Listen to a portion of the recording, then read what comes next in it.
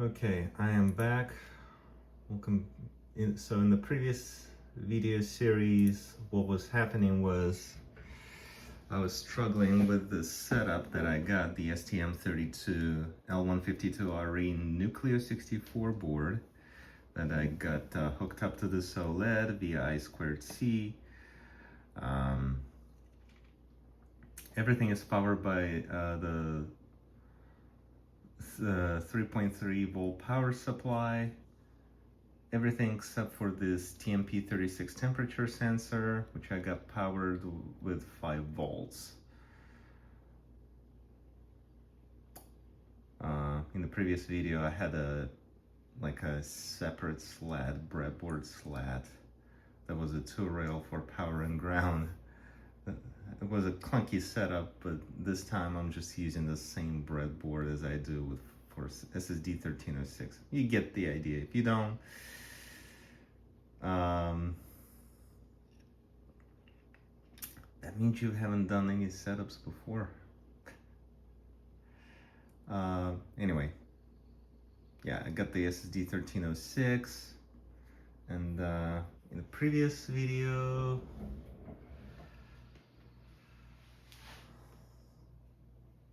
I was struggling with my STM32 Cube suite, so I got the MX for cooking up the config and the libraries for the project, the IDE for writing my own code, and also vibe coding, which can sometimes be a ham to deal with. So you have to troubleshoot vibed code.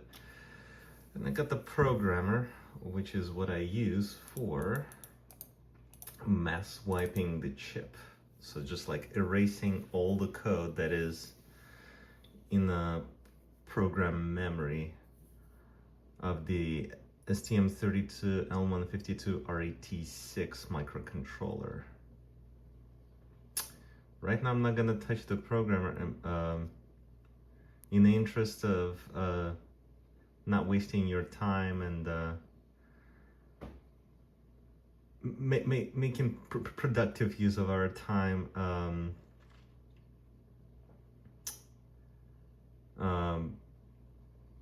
I decided to cut out the part where I would open the programmer and it wouldn't open up. I put in the request again, it still won't open up. And I suspect it's to do with the... No, maybe not. Platform binary. I don't know. But the programmer is working. It's open. That's what's important. That's the part I cut out. I cut out the part where I fired it up twice and it still won't open. We don't want that in the video. I was struggling with projects. I'm gonna forgo... Actually, let's go ahead and open up project 3. And that's the one, I think I already explained that in the previous video, where the microcontroller, actually no, not the microcontroller, the display RAM in the SSD1306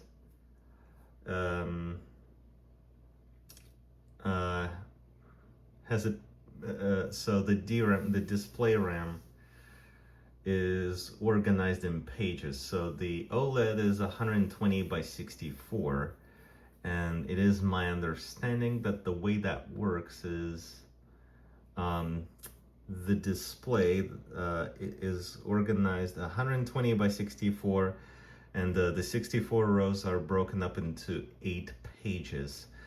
So 1, 2, 3 on through 8, and every page is 8 pixels tall. But 128 pixels wide, all the same. And it's 8 pixels tall because every column is a byte. So, and as you write code,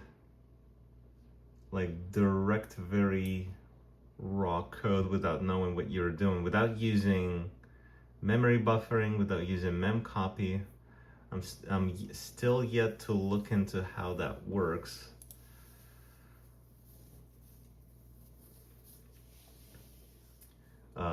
You basically write new data to the byte, to the column, and it overwrites the old byte. So that's how that works, as I understand. All right, let's go ahead and launch that.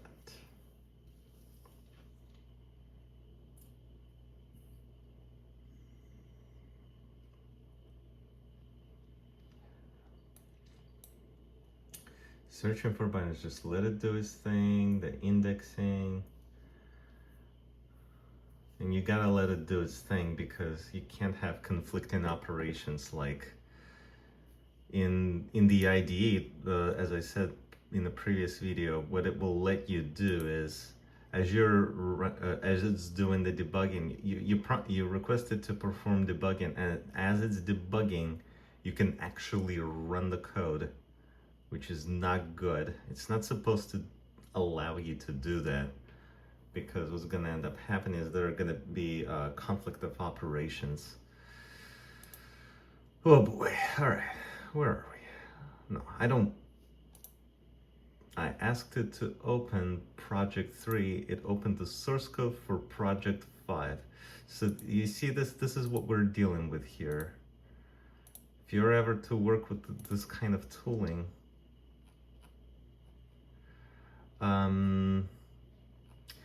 don't want to use this code. I don't want to, actually, just for the chuckles, let's go ahead and let's do maybe like a clean build.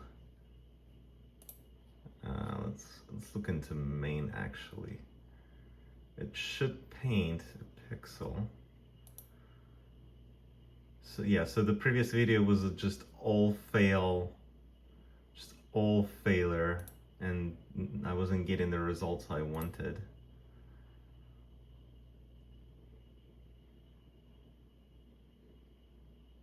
All right, so I'm gonna do a clean build for every project, and then after that I'm just gonna build, not even do like a clean build. I'm just gonna do a regular build. And what I'm also gonna do is I'm going to stick with debugging twice, because the setup is very weird. Like the OLED, I have this nagging suspicion that the OLED doesn't get truly refreshed until it's debugged twice, and then you run the code once. So so when you hit debug, it does the debugging. You hit run, it does a debug and then run. Does that make sense? So just debug is just debugging once. You hit run, it's gonna perform a debug and then again debug and then run. So what I'm gonna do is I'm gonna have it debug twice, just because I kind of feel like that's what makes a difference on the OLED. So it's debugging, switch to debug perspective. Okay, so all is good. And then we hit run. See if that makes a difference. Yep, there's my pixel. Cool. So I'm not going insane. Download verified successfully, time elapsed, verifying, file download complete. So it would actually reflect the results of execution while it's running, like mid-execution, which I think is interesting. Used to be like right after it's done, like download verified successfully, blah blah blah, and then it will paint stuff to the OLED. Now it's just like mid-execution. All right, that's it for project 3. So basically the message is the setup works. Just need the right code. Project 4.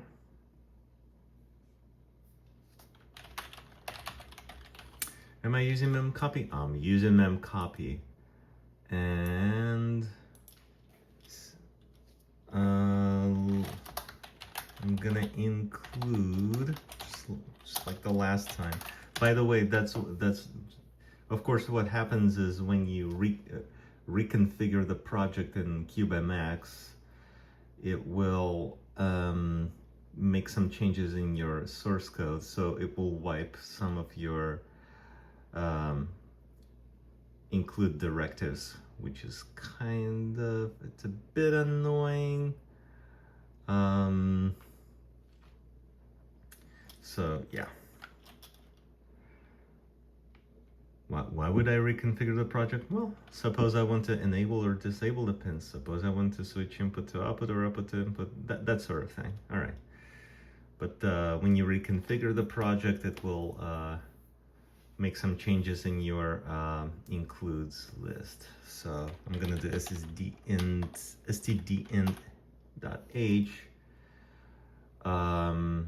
I might use uint8t later on.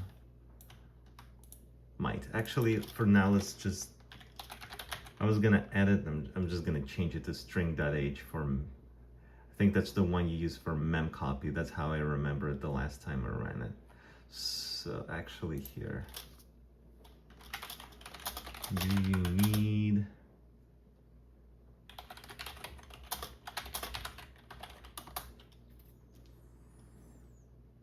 yes, and see the memcopy is declared in string.h, therefore blah blah blah blah blah. Okay, you got it.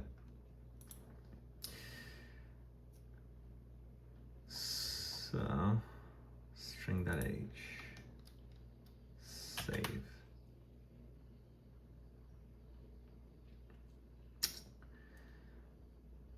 All right, let's go ahead and run it for now.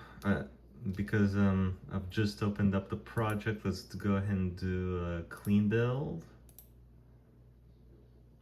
And what sorts of changes am I supposed to see? So for now, let's go. You know what? Let's change that to 5. X is 5. Y is 5. So I'm supposed to see a repaint, a refresh of the screen. So I'm gonna do that. Now I'm gonna do a regular build. What was that? There was some kind of warning, and then it just like wiped things. And then I'm gonna do debug.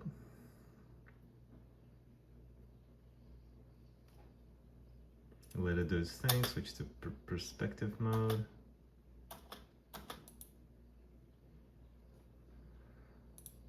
So I did debug, and then we do run, where it does the debug again, and then we'll run. And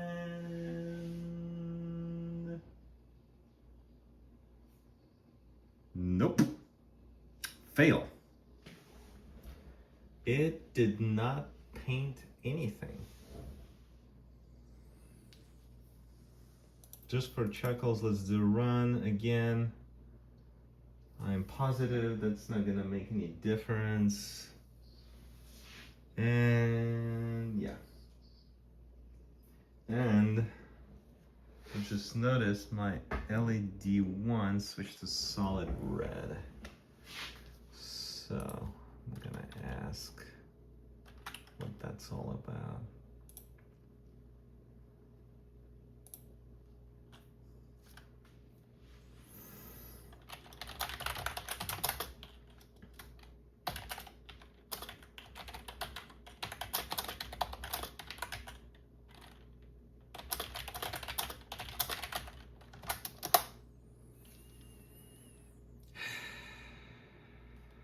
Means a hard fault or firmware crash occurred.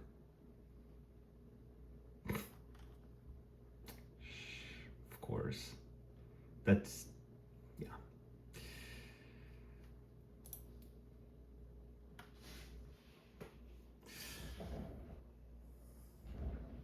All right, so this is why. So yeah, I'm basically working with unreliable hardware. Let's just go ahead and go into QProgrammer. And if you're new to this and things are not working out, you switch the mode to under reset if you want to mass wipe the chip. Okay, here we are. This is all the code in memory. We are gonna go to here. Yeah. You hover your mouse cursor over a widget and there's no hint pop-up. That's just great design. So full chip erase.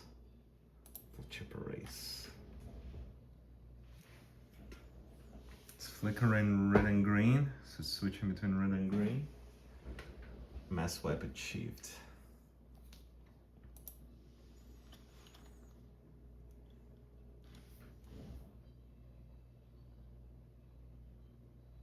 LD1 is still switching between red and green. So now we're just gonna go ahead and do disconnect. So that's done. And just for the chuckles, I'm gonna go ahead and do a refresh.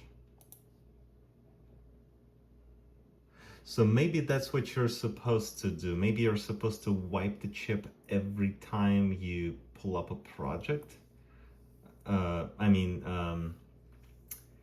Load the firmware from a different project into the memory of the chip. So that's done. I don't need all these pop-ups of like assembly. We can't look into that sort of thing yet. Not yet. No.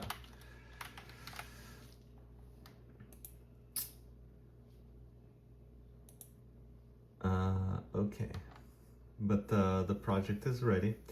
Let's go ahead and do clean build.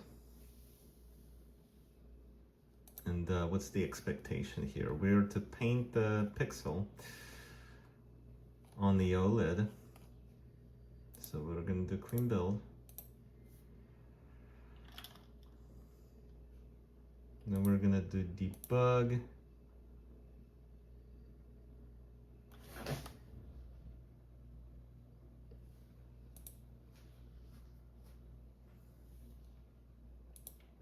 Then we're going to do run.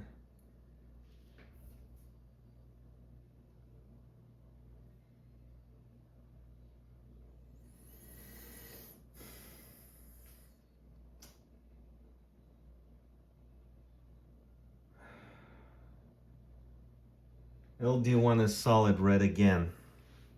How do you like that?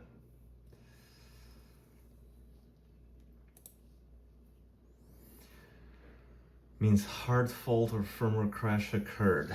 All right, let's go ahead and troubleshoot this. How to wipe.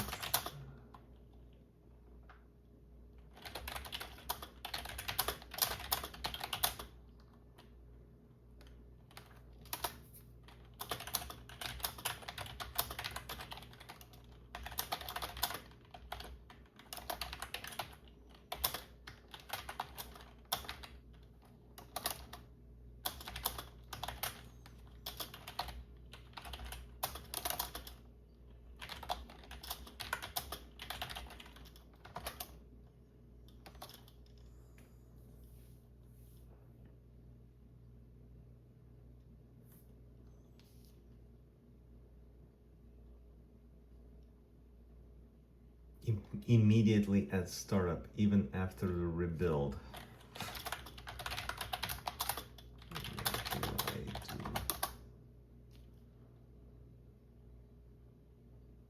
Erase the chip completely in cube and reflash a minimal empty project to confirm the board runs without hitting a hard fault.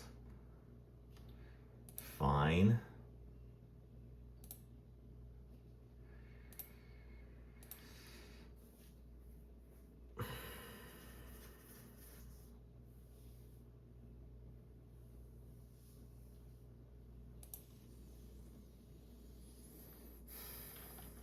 What if I just like hit the internet and just like do some research and then find out there's like a whole large group of people who ran into the same issue and just go, forget about the setup, forget about the board.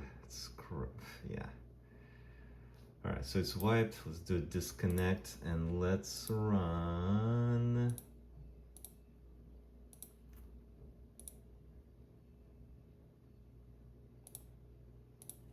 We're gonna go back to project 3 where I'm painting a pixel.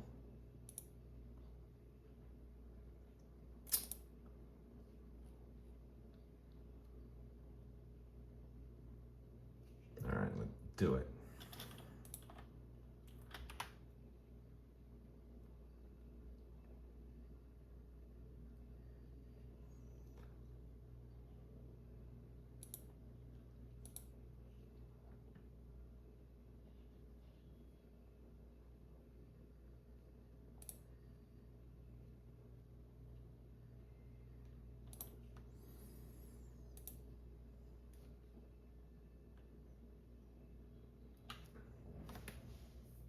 Okay. What's so funny is like it displayed the pixel, then it disappeared, then it reappeared again. How do you like that?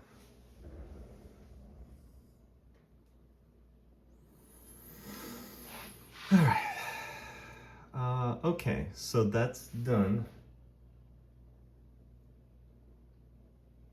Wait, I just realized something.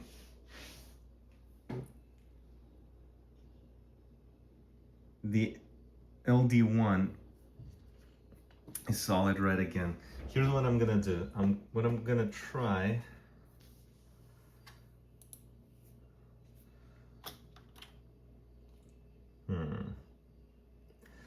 I don't like this. This is a klutzy way of painting the pixel. Let's just.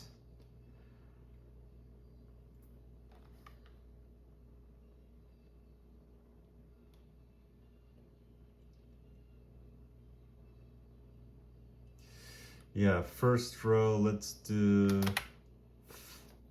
5. Nope. Nope. What am I doing? Let's do 5 pixels. All right. What I'm gonna do, let's just do a regular build.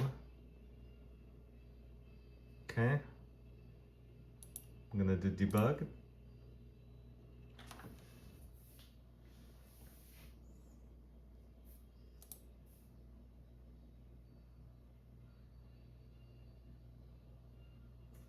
And it wiped the pixel from my previous attempt. Let's go ahead and run.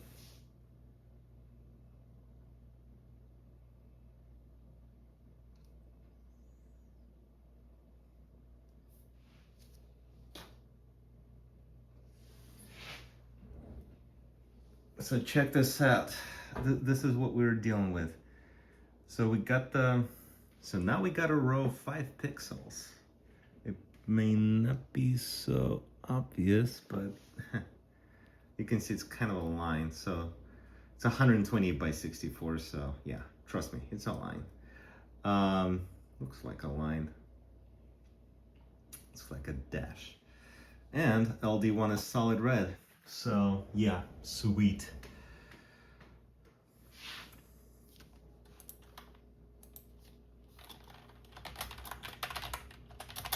It appears not.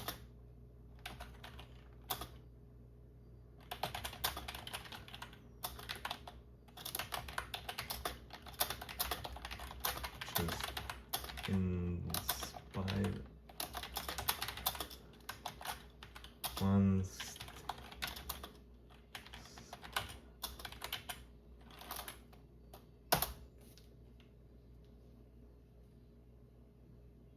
Now it doesn't know what to do. Now it's like, what? That means your code is running, but still triggering a non-fatal hard fault, likely in an interrupt or user handler.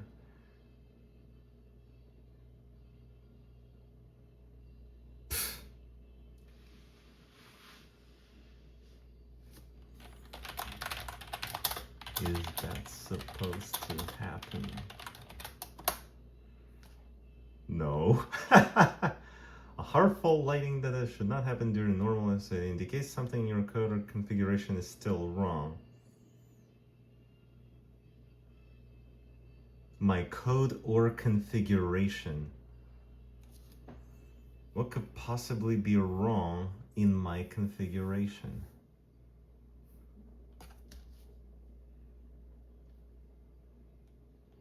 We're still in project 3, right?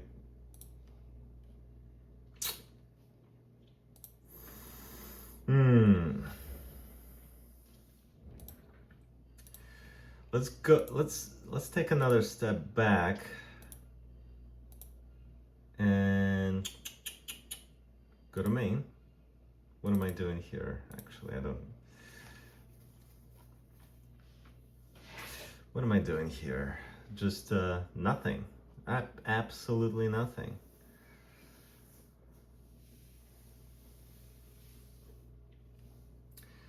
I'm gonna do another mass wipe.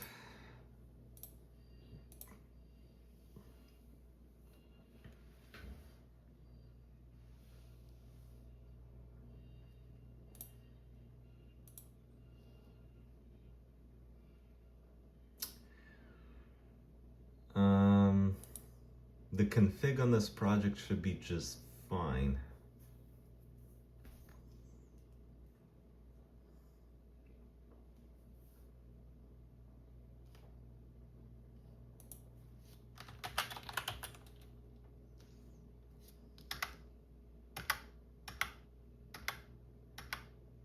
I want to check something out here real quick. I've encountered this before.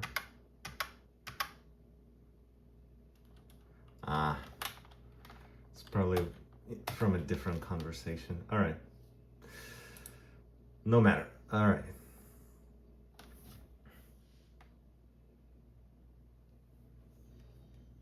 Okay, hold the phone.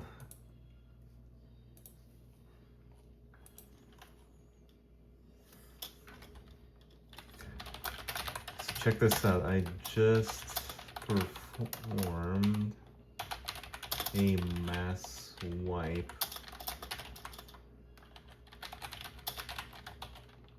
and the LD1 is still solid red. The board likely has a hardware fault or is stuck in ST-Link error mode rather than running user code. What do I do? Power cycle the board. Yeah, I should.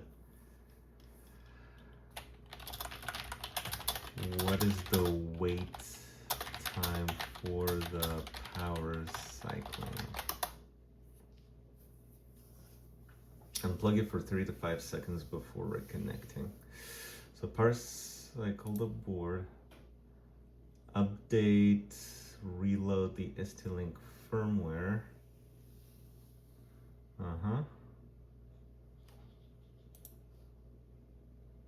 Okay, one step at a time. Let's just go ahead and blah blah blah blah. The ST-Link section is likely damaged and the board may need replacement. Ooh, I've had this board for a couple of years and I haven't used it in those 2 years. All right. Or like a year and a half. Anyway, let's just go ahead and power cycle it.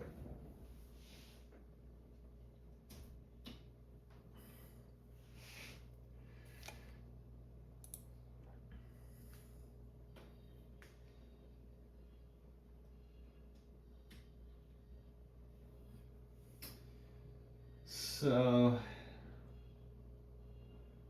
LD1 is still solid red. Update, reload the ST-Link firmware.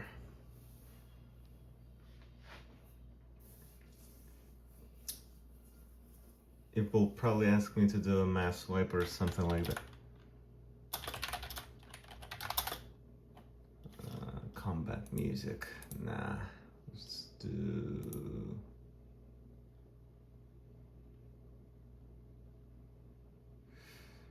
listen to Heroes 2? Yeah, let's listen to Heroes 2.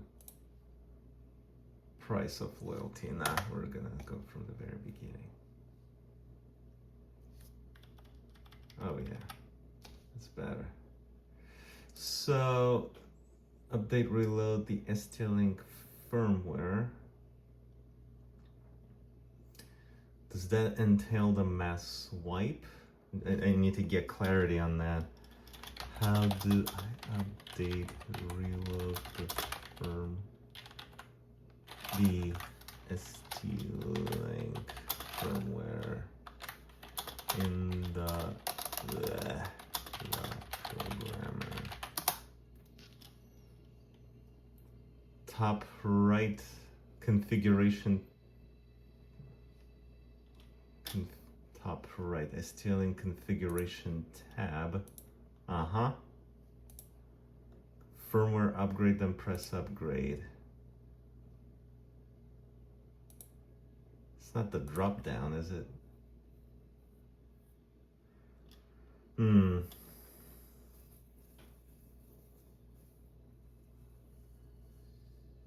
Firmware upgrade. But it's not top right. It's just not aware of the changes. Come on, combat music again.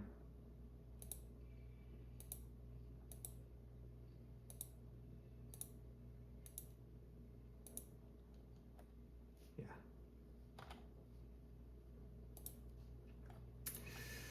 So firmware upgrades.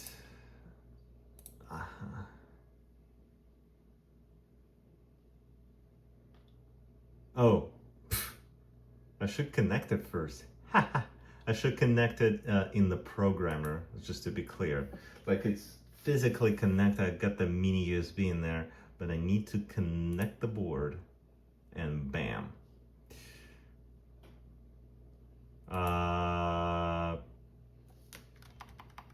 And my options are,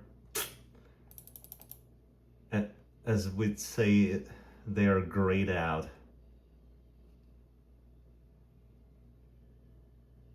So maybe I should disconnect it.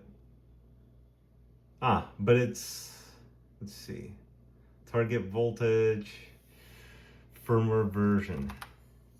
The funny thing is, I actually, like the last time I looked in there, it said, okay, your firmware version is V2J46M33. You can update it to V2J46M32. And I'm like reading and thinking, that's a downgrade, not an upgrade. Or maybe the 33 is not very good. So let's just hit firmware upgrade. Blah, blah, blah, blah. Yeah, it's the only refresh device list. Yeah. Open in update mode.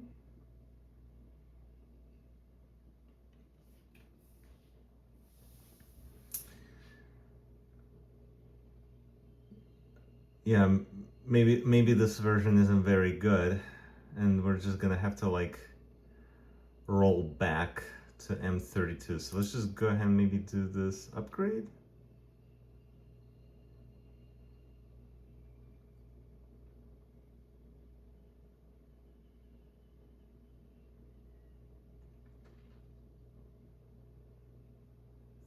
Upgrade successful. That's what it says.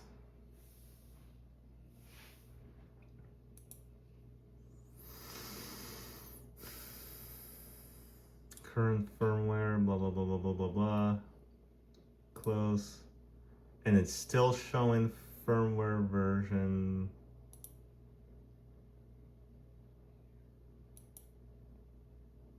And now it's updated. How do you like that? So basically, how did I end up with a bad firmware version? God. Let's do this again. Connect, disconnect, firmware upgrade. Yeah. Open in update mode. Yeah.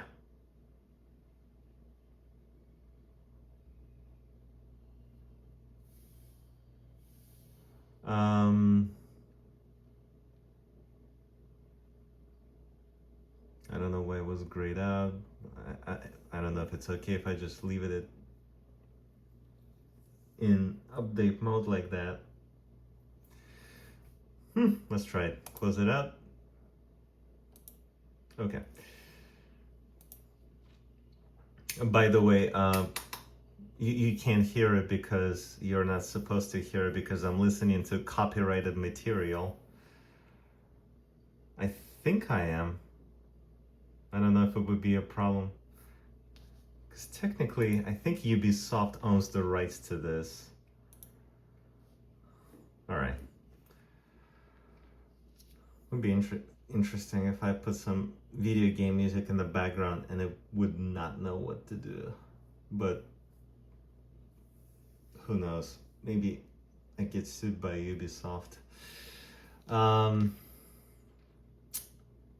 But basically, my reason for bringing this up is because I'm hearing sounds like the operating system is letting me know when something got connected or disconnected, like bloop, because I got Windows 11. So, okay, so I did Q Programmer. I still in Configuration tab, firmware upgrade, then press upgrade. Okay, so I did that.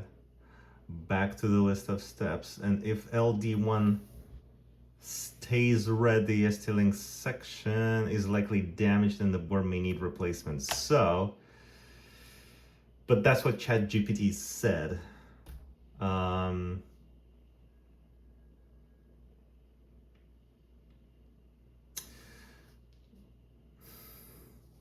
me go ahead and what is it? Project 2 for SSD32 So let's go ahead and connect. Looks like it's wiped, so let's just disconnect. Go to MX. We're gonna open project, the second one. This is D1306. Okay, I'm gonna generate code. See if that makes any changes to the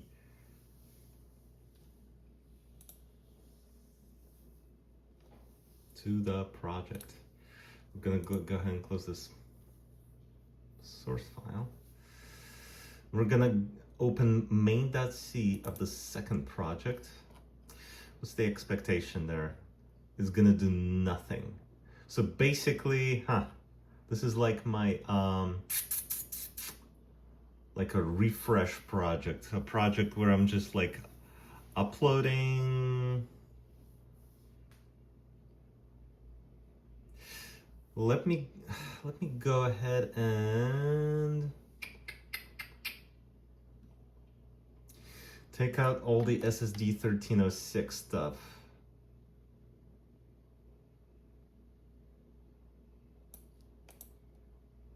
Or maybe not.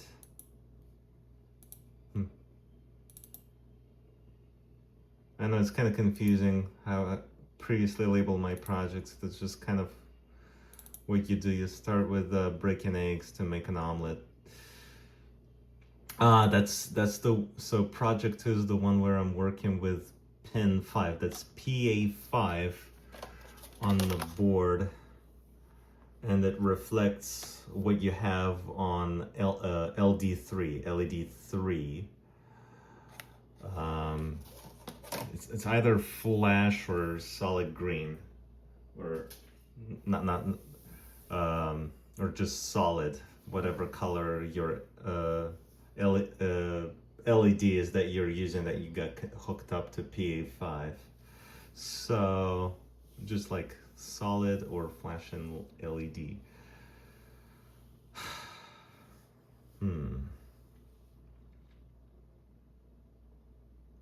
Maybe I should create a separate project that I could use to refresh the memory.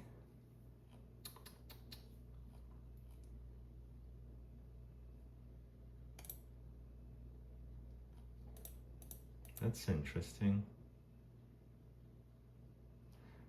You're in this IDE and it's got like code that is in black and code that is in gray. I find that peculiar. Got error handlers, static void that's right after main. Oh yeah, because they got prototypes, of course. I think they got a, yeah, of course, yeah. But it's interesting. You got black background, gray background. Anyway, maybe I should create a project. Yeah, you know what? Let's just go ahead and yeah, let's do new project.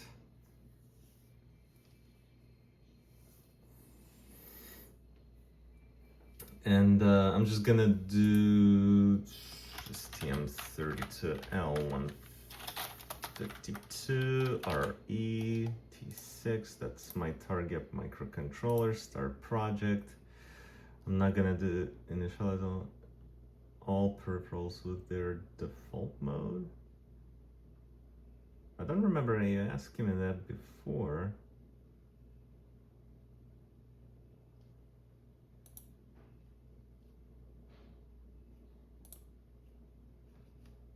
Check.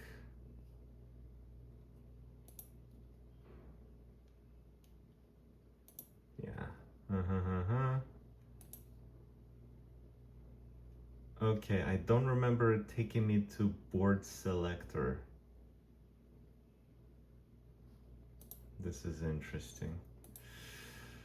Yeah.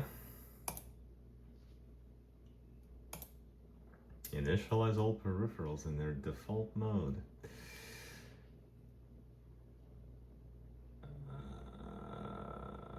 Untitled project. And oh, I think I see. Okay, you know what? New projects. I don't want them initialized. I see what I think I see what it meant. STM32.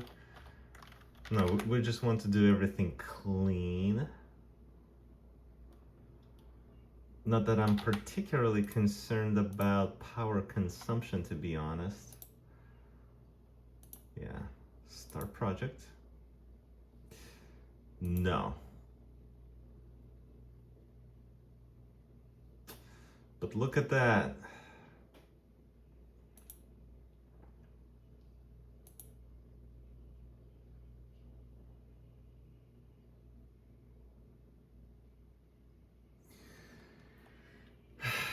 Initialize all peripherals in their default mode. Does that matter? Does it affect the performance of the chip? That's my main concern. I hope not.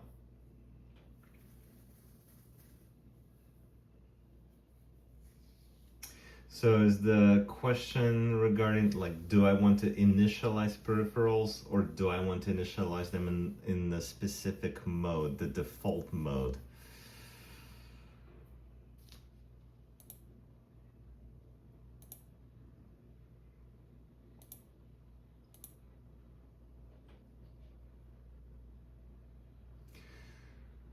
How about I just disable everything? I don't need it. By the way, when I created my account with ST Microelectronics, I created my login, my password.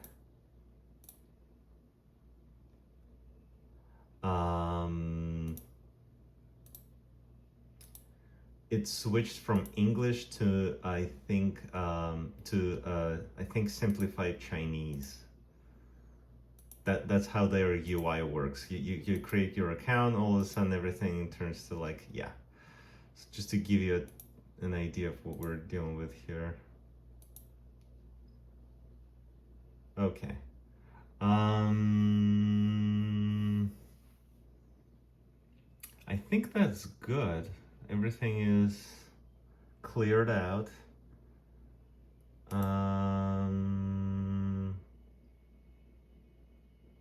I'm beginning to wonder whether my microcontroller is tweaking because of power.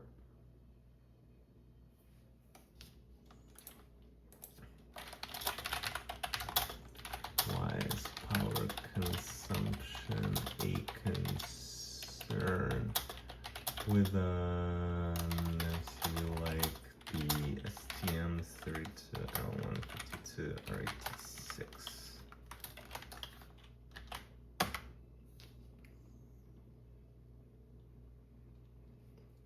Low power, often used in excessive power consumption can drain batteries quickly and reduce operational lifetime.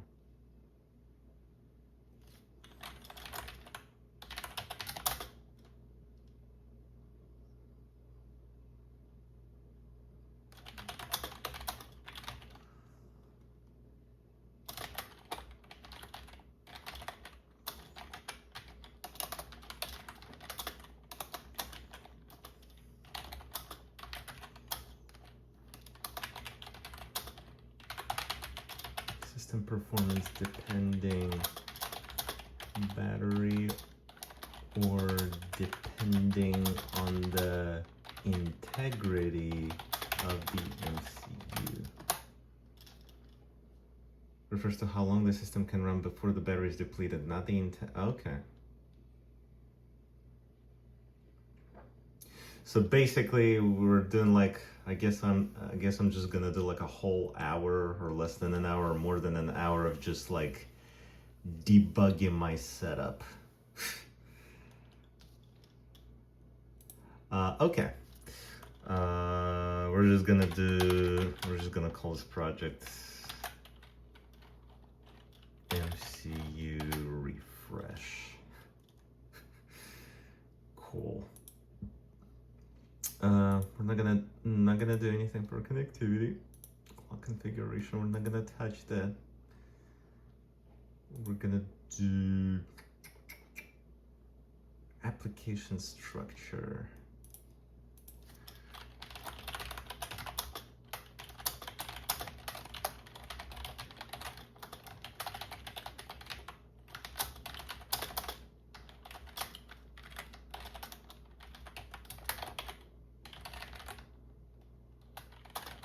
Under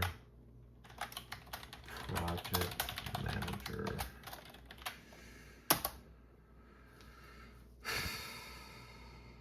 Specifies the template for your generator code. Empty, bare metal. The choices are basic and advanced.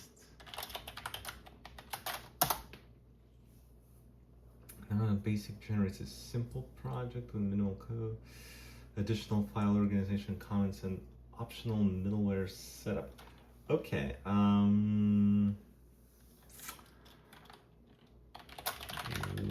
Which one would you recommend for using working with an OLED and TMP36? I think we'll probably say basic. Yeah, basic is sufficient for an OLED. Code simple and easier to manage. So, yeah, I guess I could switch to basic. And not to forget, we're gonna switch the IDE to STM32 by E. Okay, and toolchain folder location, blah blah blah blah blah blah. MCU refresh, basic, good. Okay. project location, yeah. Space, minimum, blah, blah, blah, blah. Don't need to touch that. Code generator. Generate peripheral initialization is a pair of .c.h files per peripheral. You have to do this, you have to select this if you want to use peripheral drivers. If you don't check this, the project will not account for these files in the include paths that you have listed for the project. And for the project, you have a list of paths that are for includes, where you have the stuff, the .c and .h files for peripheral drivers. Even if you have them physically in those directories that are listed in those include paths, as include paths, they will still not be reflected in the project tree. I think even if you do a refresh on the project, they still will not show up. So you have to check this. So yeah, IDE tooling. It's all in GUI now, but it's in certain instances it's just not much of an improvement. So we're gonna go ahead and select that. We're not gonna touch anything else. Yeah, tools. Don't need to touch that. I think we are good. We're gonna go ahead and generate code. Oh, this is new. Generated under root may corrupt your previous generated project. Do you want to continue anyway? That's new. Generate under may corrupt. Why is this an issue now? You never asked me this before. Tools, project, oh.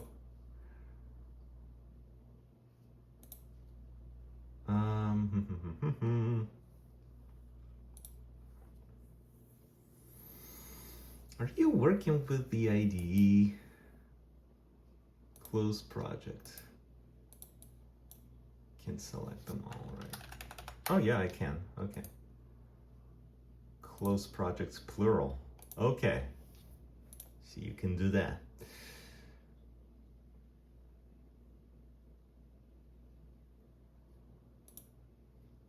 And it's gonna be MCU refresh, generate under roots. May corrupt your previous generated project. Oh, come on. Why is this the first time I'm encountering this? Previous generated project. This has never been an issue before. Your previous generated project. Leave all my other projects alone. We're talking the root for the project, right? Not any other, for this new project. Cube IDE. Just gonna hit yes.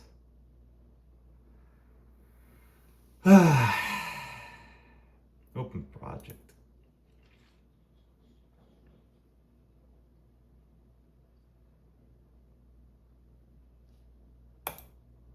Successfully, yeah. Main.c. Okay. So, going back to the instructions. So we did power cycle abort. Dated the firmware. The LD ones. It's just here's what I'm gonna do. Let's just go ahead and do clean rebuild. Uh-oh, undefined reference to main. Oh man, this has never happened before. Undefined reference to main.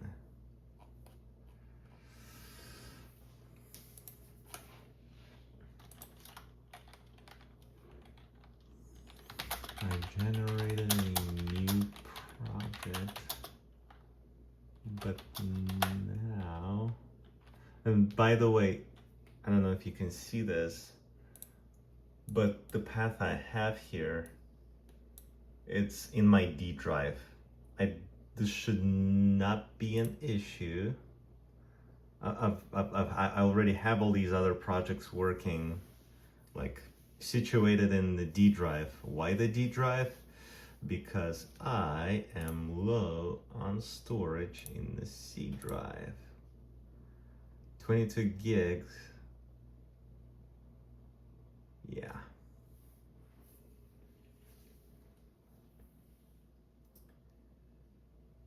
Getting way too close to, like, because I don't know how much every project weighs. So I'm not taking those chances. And my D drive is already getting bloated.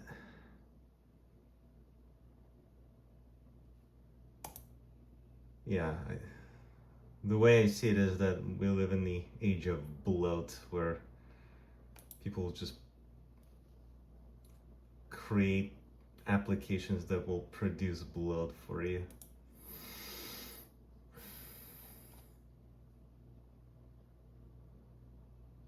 I generated a new project, but now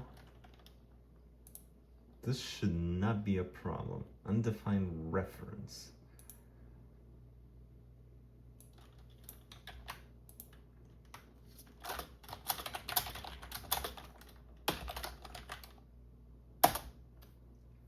Yeah, so basically I have the all those STM32 cube applications, the whole suite and the projects in my on my D drive. The I can't find main usually because the main function is missing.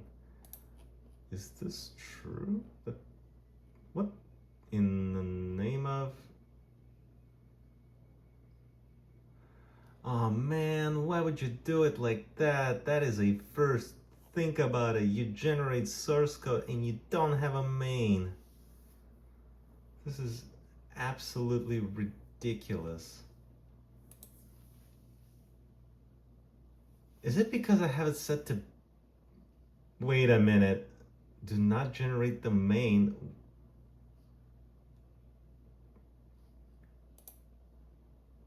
You gotta be kidding me.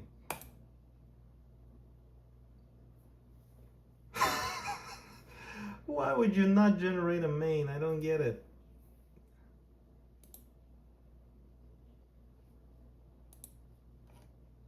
And there's my main. My God. Ridiculous. Clean. Yeah. And then I'm gonna do debug.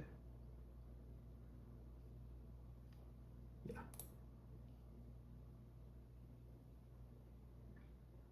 LD1 is flashing between red and green. So it's basically trying to decide whether to please or disappoint me.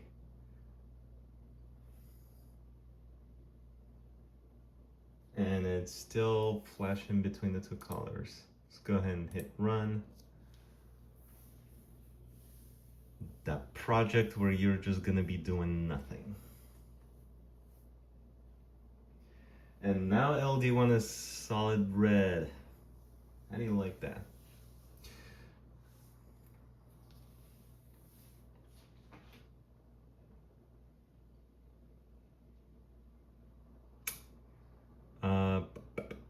All right, I'm gonna do the power cycle one more time. Actually, let me do this. Connect, mass wipe.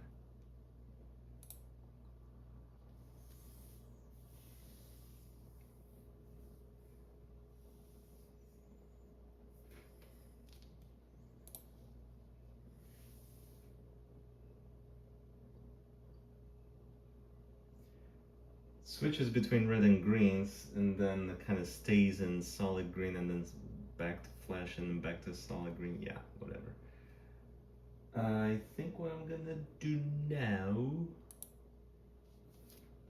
I'm gonna unplug the board, or actually, you know what? Let's do disconnect, maybe. And now it's LD1 is solid red. I'm gonna power cycle. I'm gonna unplug this guy. I'm beginning to believe. Actually, let's see. This time, let me ask.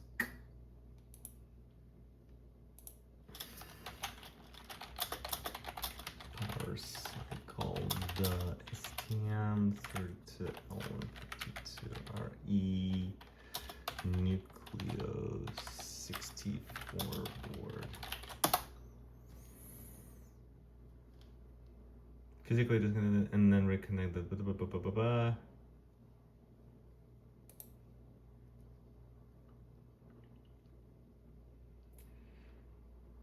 wait a few seconds and then plug it back in. The green will light up again.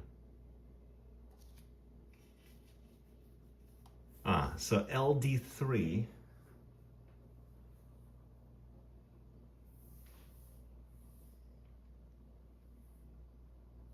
So LD3 is a 5-volt is a power LED, 5-volt power LED, and it's supposed to be green. Will light up again when power is restored. Huh. Okay.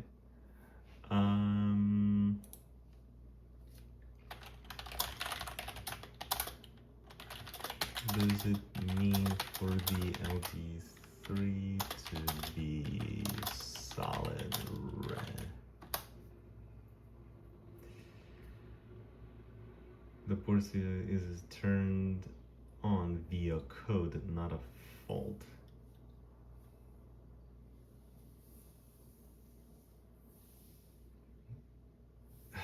Indicates the board's user LEDs turned on via code.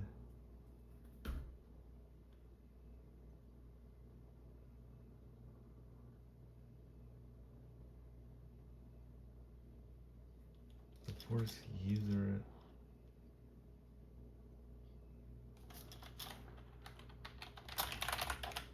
I thought not user control, but for 5-volt power supply.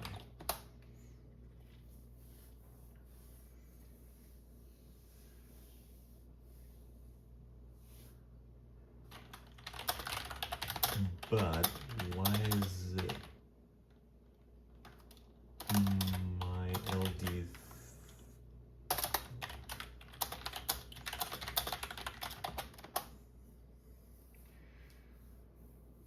Because the board is receiving 5-volt from USB or external power, not indicating user activity.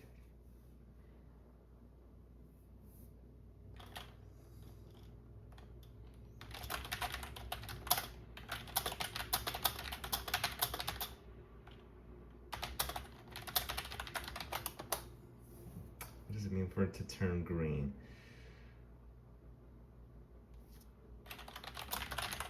And if it's red,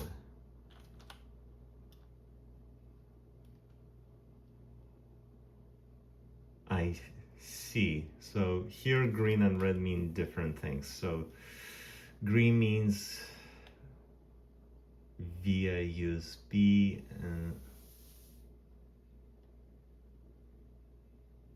but I'm using a mini USB. 5-volt input, typically from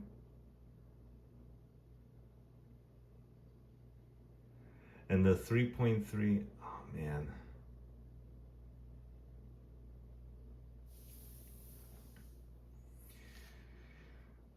Let me pause and think about what I'm reading here.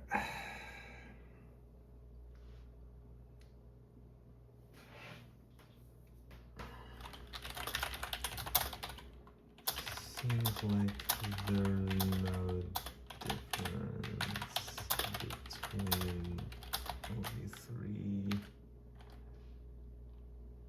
showing groove.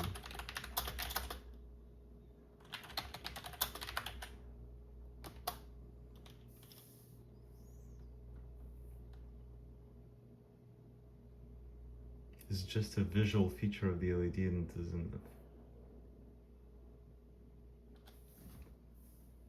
Are you sure about that?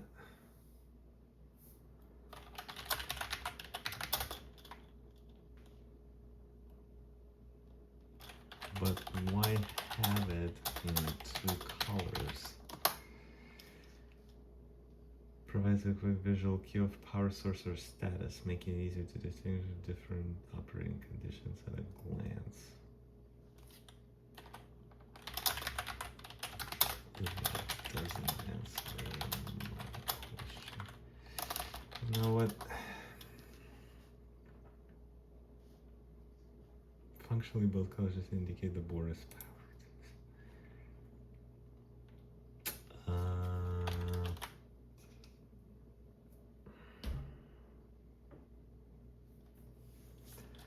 LD3.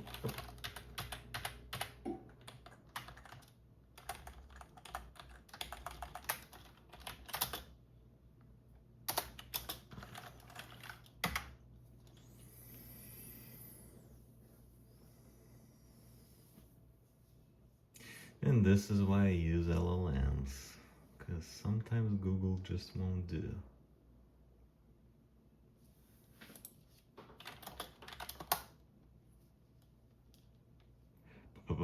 Is red power LED. It indicates power indicator, not red. So it's never been green.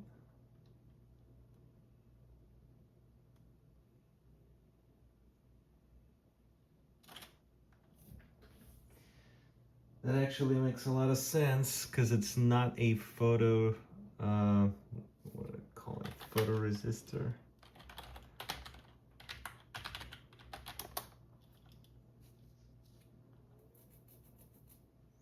Like controlled variable resistor. Yeah, it's not a. Hang on a sec. I'll quickly look something up here. Yeah, because it's just a single color diode. Yep. So not a photoresistor, phototransistor. That makes a little more sense.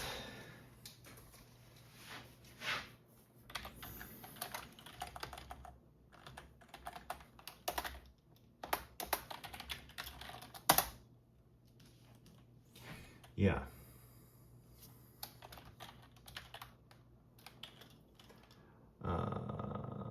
SMT LED. SMD. Yeah, because your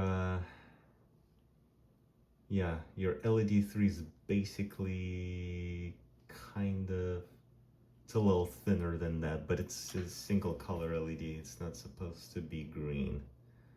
Why do I remember it being green? Anyway, let's make some progress with this project.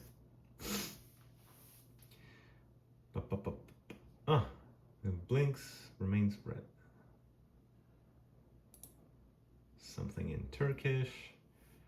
Check the jumper position on the It's probably a different board. Let me hear. All right. That kind of settles it. Oh, check this out. This board can support Zephyr. It's good to know. The Zephyr RTOS. All right, enough of that. So basically, the LLM is tweaking. It bought into the idea that LD3 can turn green. Anyway, back to power cycling.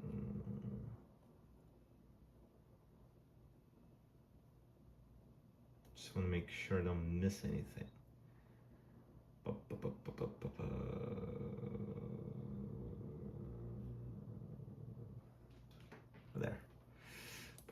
There. I'm gonna plug that mini USB back in. My LD1 is solid red.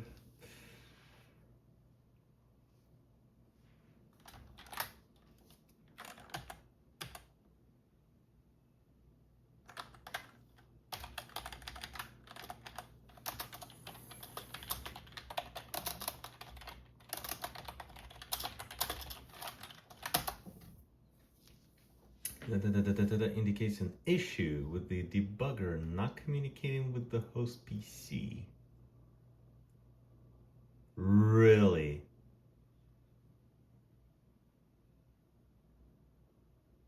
Often due to a problem with the common solutions include checking the USB, blah, blah, blah, blah, blah, installing necessary USB drivers, and ensuring the board is powered correctly.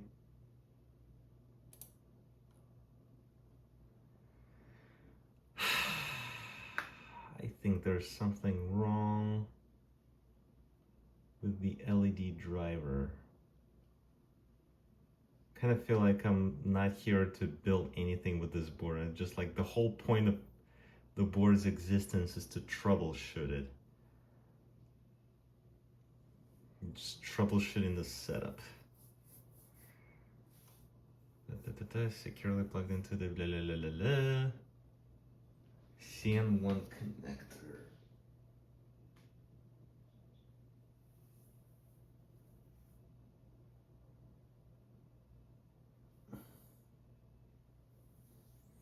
Yeah.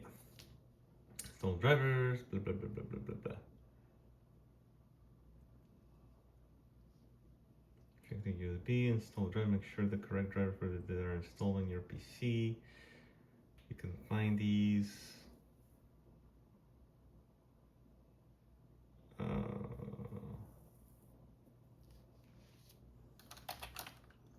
But it's already working with my board.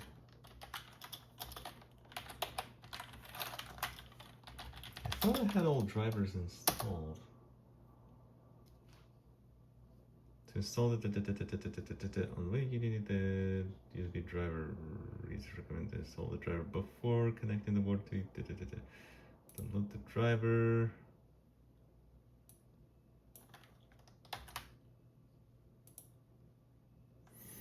Maybe my driver's out of date. STM microelectronics. Install driver.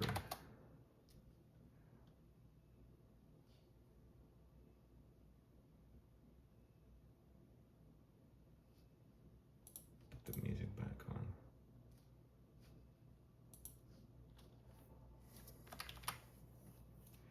USB driver, go to control panel, open the device manager. Oh, that's better. I'm seeing some steps here. Control, or actually just device manager. Why not just go straight there? Find the installing device. I think this is it right there. Yeah. None other. It's nothing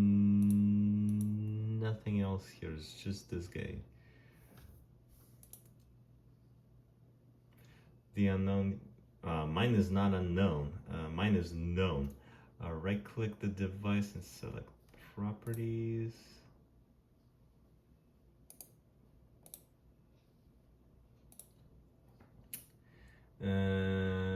Driver tab. Then click update driver button. Browse my computer for drivers. And let me pick from a list of device drivers on my computer.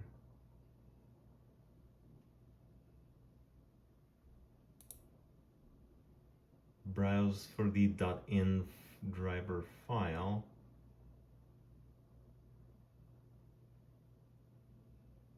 In your unzipped ST-Link.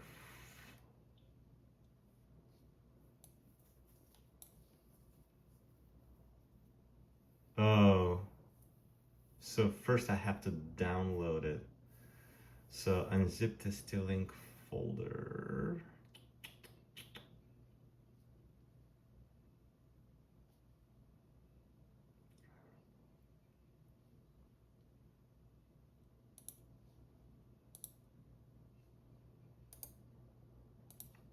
So here we assume we downloaded the software.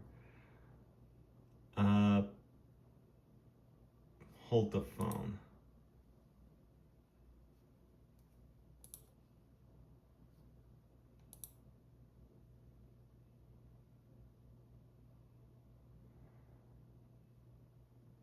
This is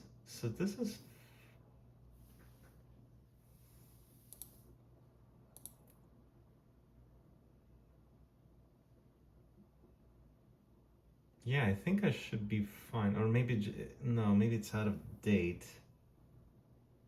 Current firmware. Huh. I think I should be good, right? It automatically detected ST-Link, yeah. Or maybe,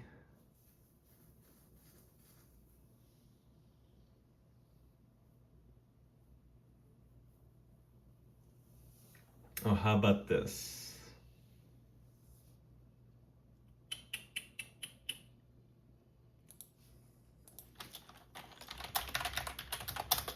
Most up to date or most recent ST-Link debugger with a board.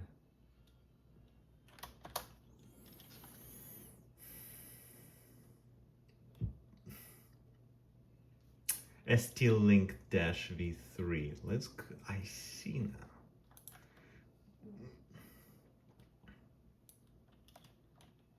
Let's go ahead and download this guy. Sign for Windows, get software.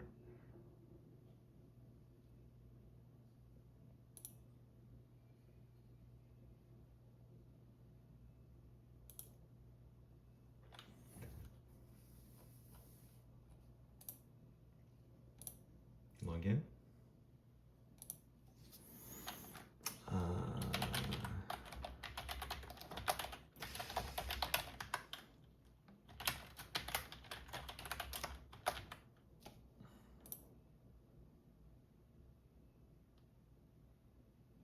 See what happens there. And bam. So there it is. All my downloads. A lot of these downloads are like installers that weigh like freaking gigabytes.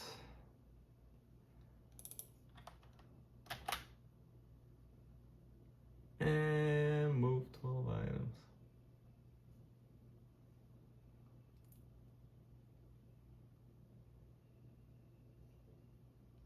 Sure. Name of the file, STSW.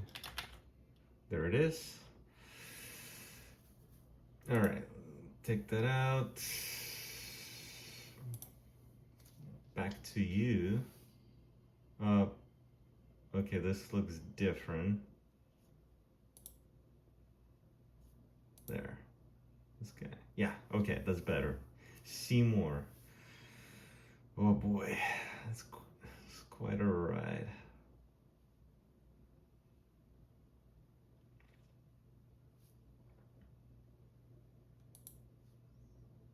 Yeah, it's playing the same music again. Let's switch to...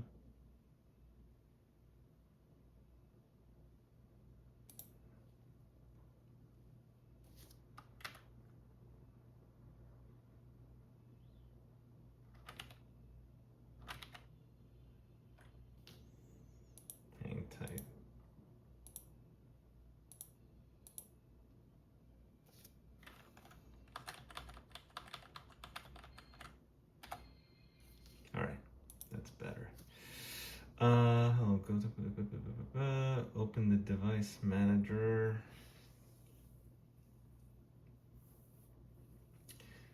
Unzipped ST-Link folder.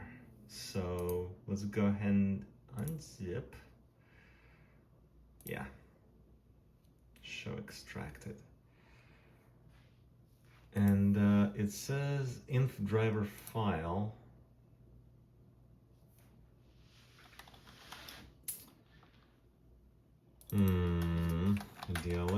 DLL.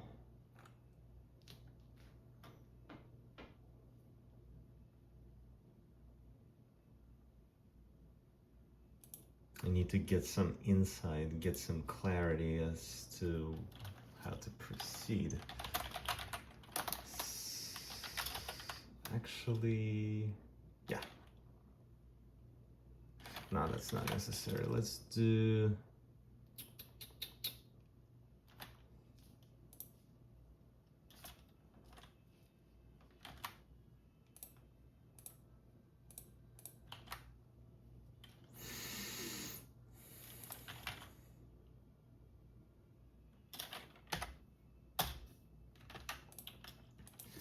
I want to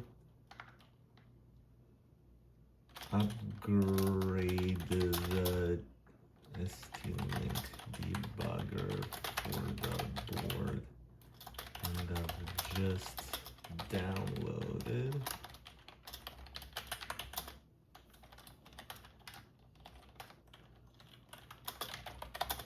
Now what do I do? Unzip, yeah. There it is. Inside the folder, run ST-Link upgrade, which is not here. When USB install quiet, it doesn't have to be quiet. I like transparency. Or the equivalent installer for your OS. Mine is Windows 11. Connect your board.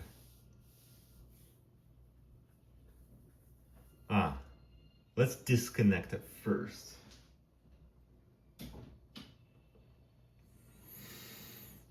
And we're gonna do, let's see, maybe readme.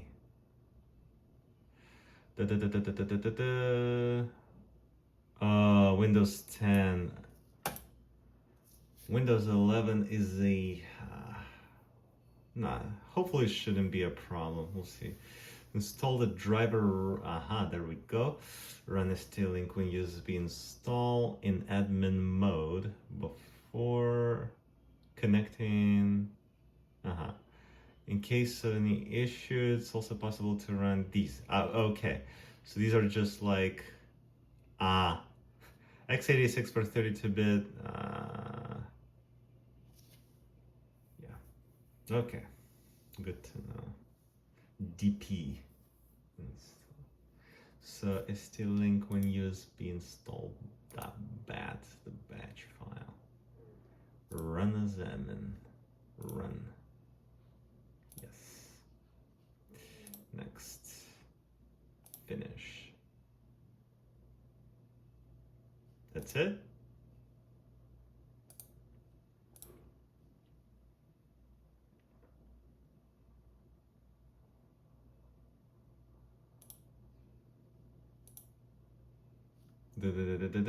Next. Ready to use. What are they?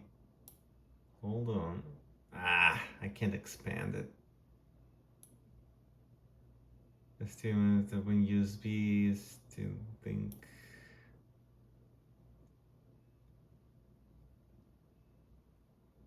Two 2.02.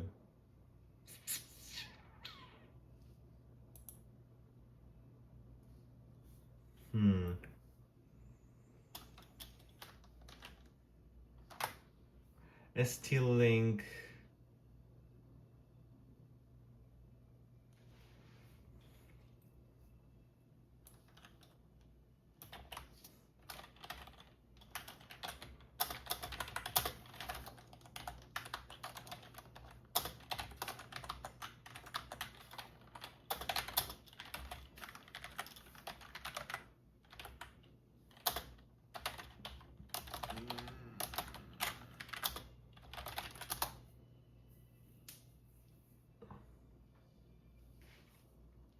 You do not need an external hasn't integrated on the board. The onboard can be used by simply to microcontrol. Oh, it has two. And the second one that functions as an debugger programmer. Oh yeah, that explains the two ICs. Actually, there's another one.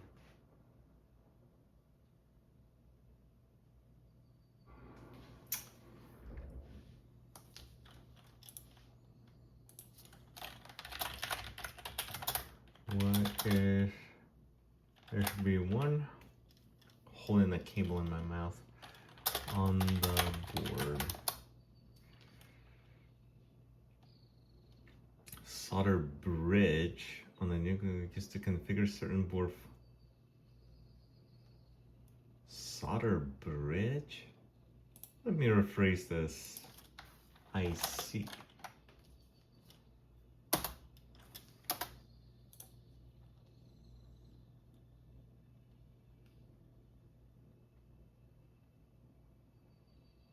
Oh, now it's giving me something else.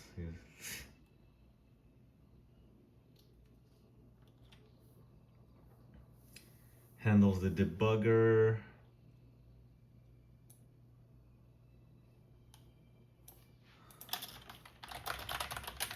What are these functions? Now it's like not scrambling. These functions will via SWD. What is SWD? Serial wire debug. It's a 2-pin interface used for programming debugging. That sort of thing I should know. Serial wire debug.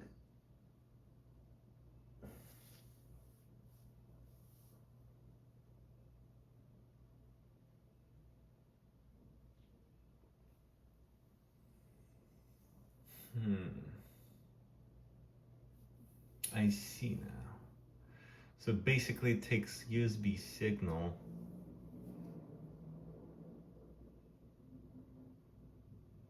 virtual COM ports and data communication. Oh brother. Okay. I believe you.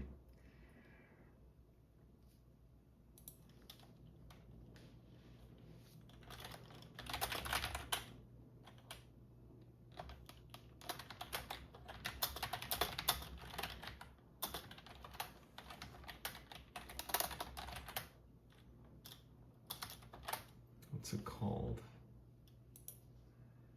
ST-Link V21.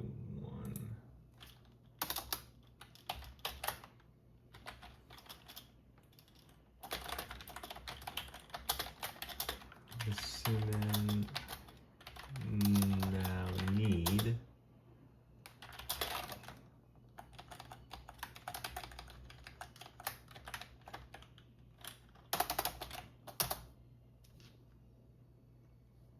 latest features you would need since your board currently has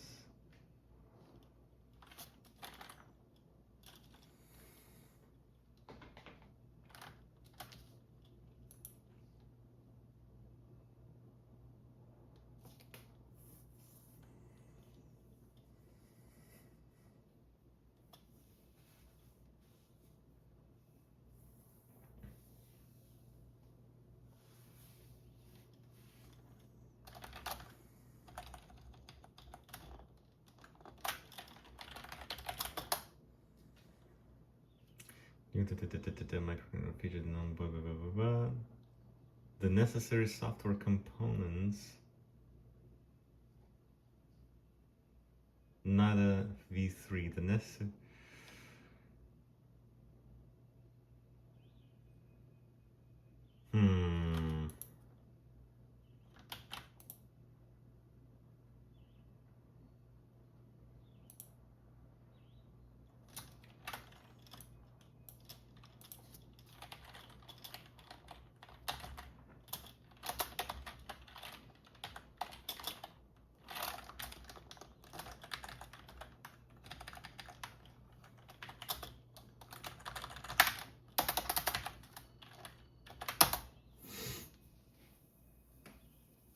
offers significant advantages, including much faster programming speeds. So the implication being is that the V3 is not compatible with my board. Modular design for Reddit, the V updated version of the older, the V3.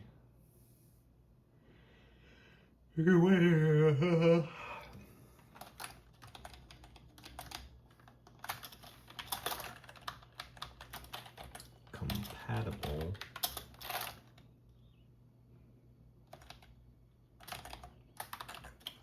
STM32.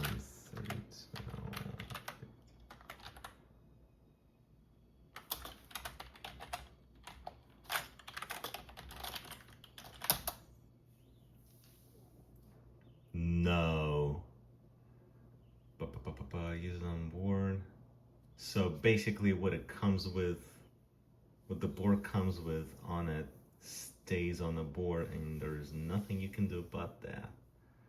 You can replace the, however, you can replace the onboard program with a separate module if you choose, or you can even as a standalone programmer for other boards by cutting the PCB. What? Cutting the PCB and using jumper with the Mauser, the original onboard programmer, the STM32 Nucleus 64 board.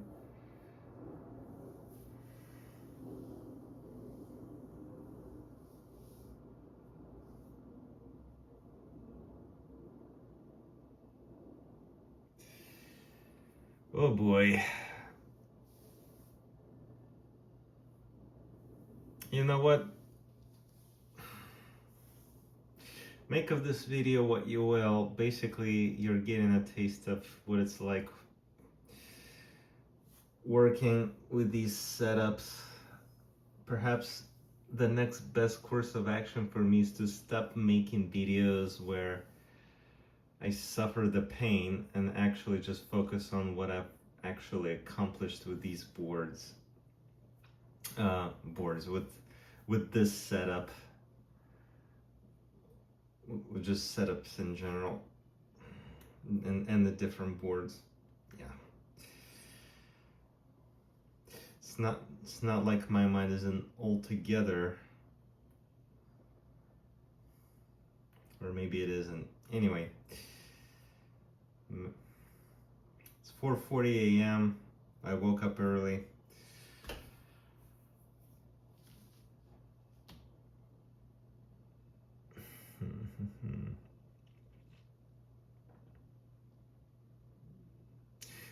Check this out. You cannot use an ST-Link V3 directly on the board's main connectors without modding.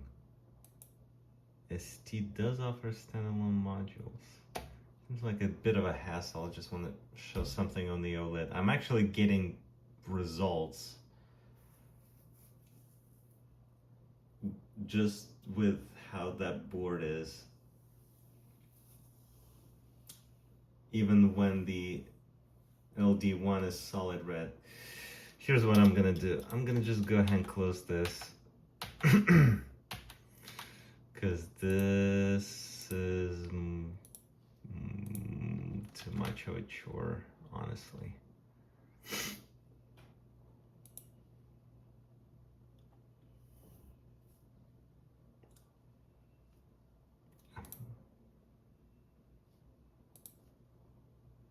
Not connected.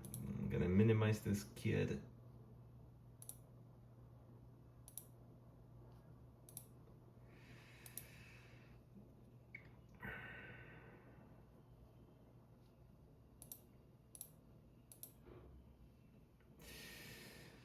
MCU refresh. Let's just go ahead and plug the board back in.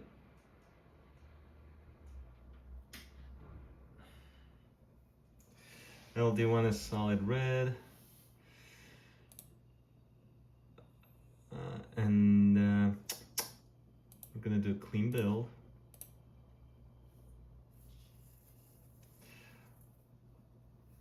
On the blank project, piece of code that does nothing, but the idea is to stabilize everything on the board. launching the project, and run. LD1 is changing colors, and it's back to solid red. Yeah, here's what I'm gonna do. I'm gonna go ahead and close this kid. Yeah.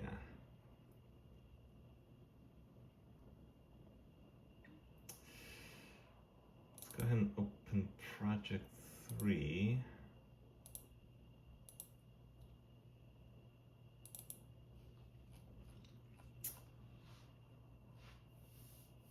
And this is the one where I am painting a row of 5 pixels. Let's just go ahead and rebuild the project. I hope I don't have to wipe the memory on the board again.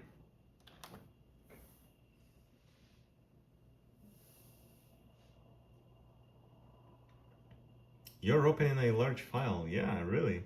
Scalability mode has been turned on for this editor to help improve performance. Yes. What is going on?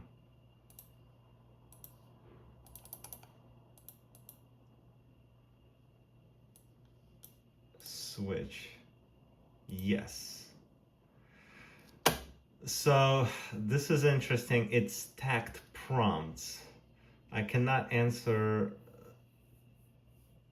the prompt below the top of the stack until I address the prompt at the top of the stack. And yet it showed the prompt, it shoved the prompt at the top of the stack behind the other prompt. So again, great tooling. I don't have preferences. You just run my code, okay? Throwing off the flow. Let's do debug again.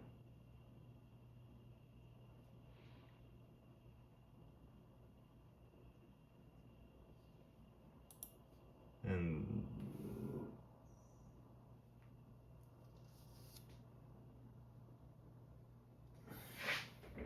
hold on, it's showing something.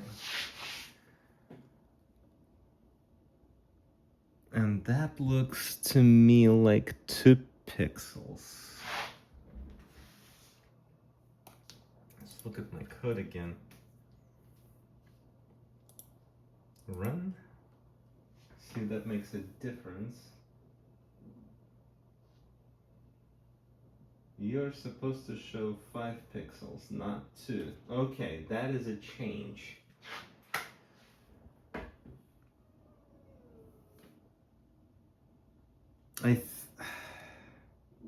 Something tells me, huh.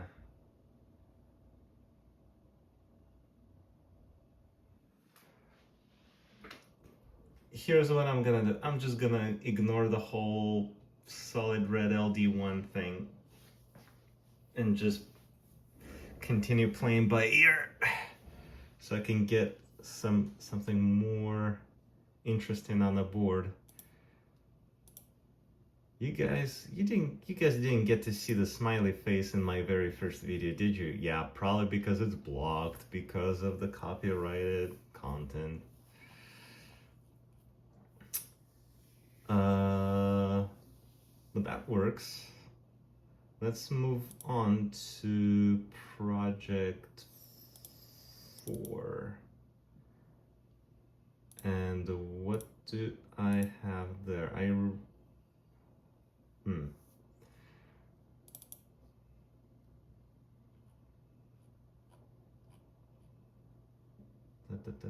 So right now it is blank.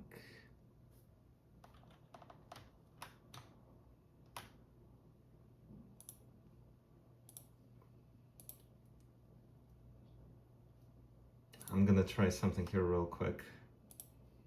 So here I'm supposed to be able to paint a pixel at 5.5 coordinate.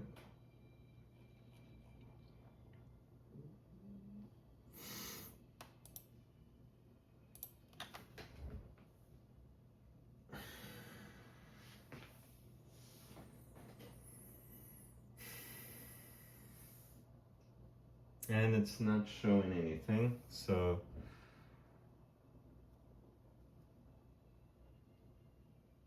let me see something here real quick. I want to see some of the key differences. This project 3, project 4, project 3. Yeah, I need that string.h.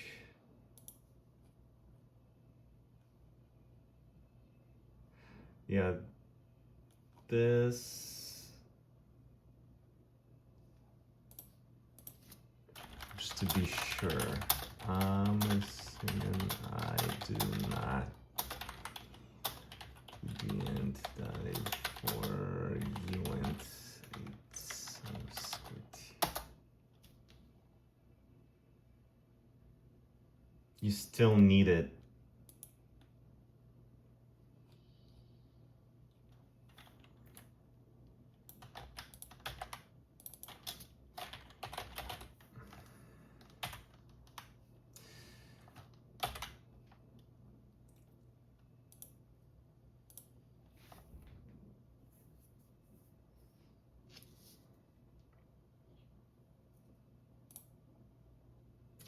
Awful, just awful tooling. I'm actually making use of uint8 underscore t, and it doesn't tell me.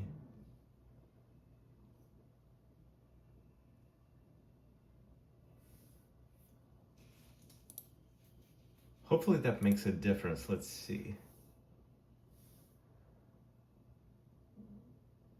This better work. Nope, didn't work.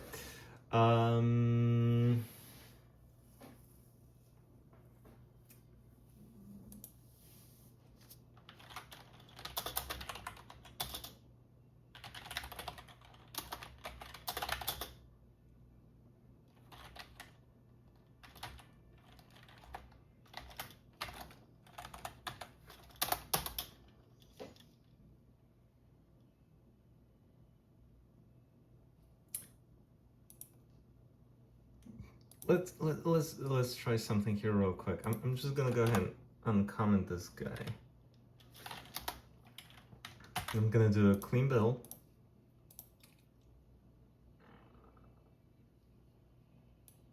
And it's not complaining. How about that? I did a clean build. It should have gone over my code.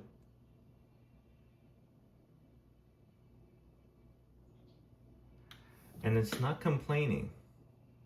And I'm actually introducing uint8 underscore t. How about that? It's ridiculous.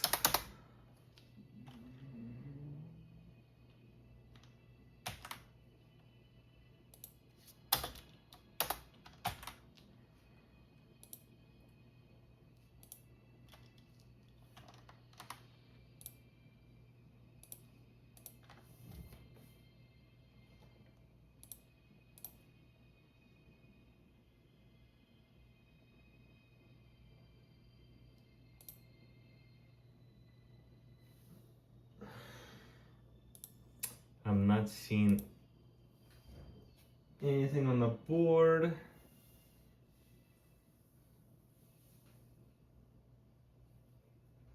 Still.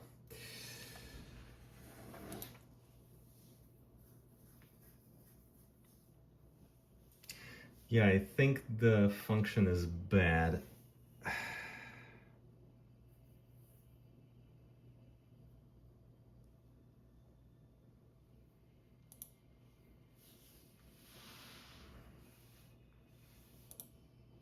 Maybe I'm missing something here, am I not? Let's go to main. Init system config.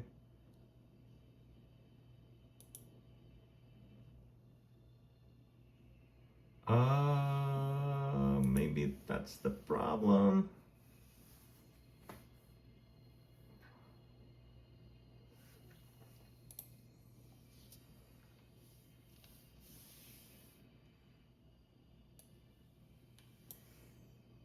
I remember things working in, or maybe they weren't working in Project 4. Oh man.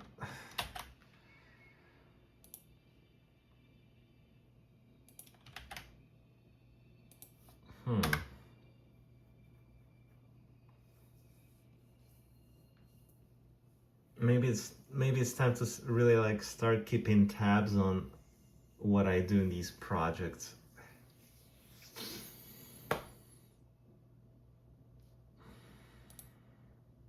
So there, if there's anything you can take away from this video, one is that the tooling is really suboptimal.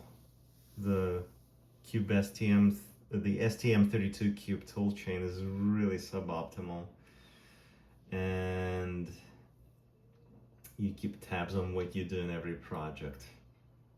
What you did, why you did it, almost feels kind of bureaucratic, but you have to do it to save time.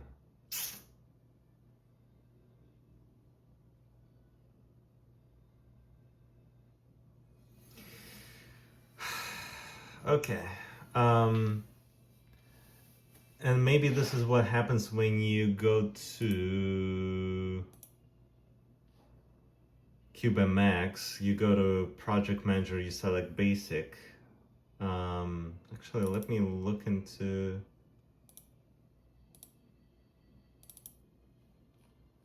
Even if you do select Basic, it will still generate all these comments, which to me is just noise to my eyes, honestly. While it is helpful,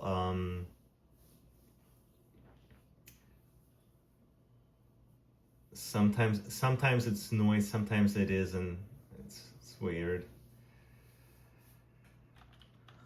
It just kind of gets in the way at times, I feel. All right, so I got these calls.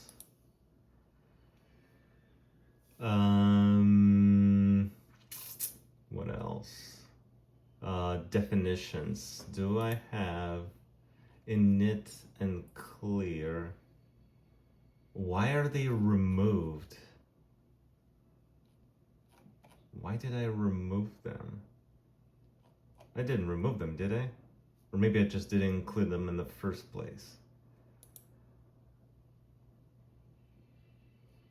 Okay. And then we do draw pixel, update screen. I may need that update screen call, which I have, I think, in Project 5? What about Project 3 doesn't have it.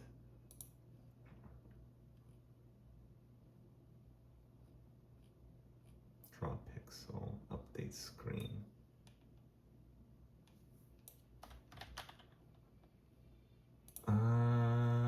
Let's try it with the... No, let's try it with the call. This is so weird. I really gotta change the way I do things. Let's do a clean build. Do debug F11. Really feeling lazy enough to just switch to like key bindings and run.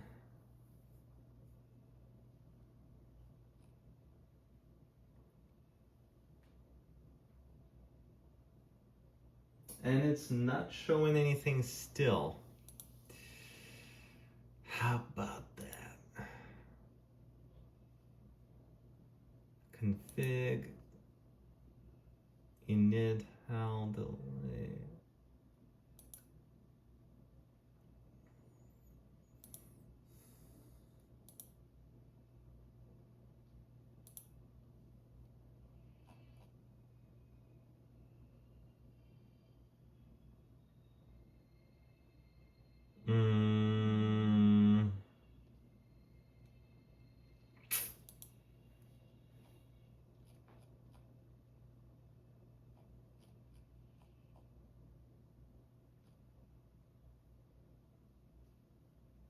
Oh, it's not using the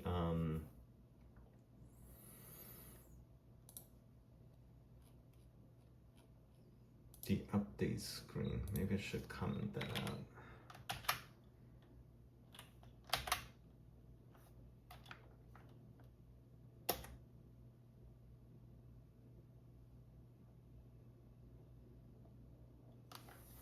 I had to let it finish building.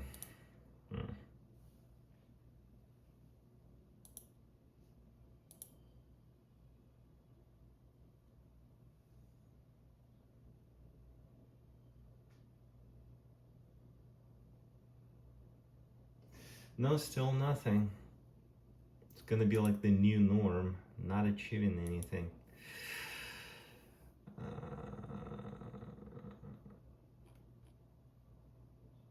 But this project's fine, right? Let's build, debug.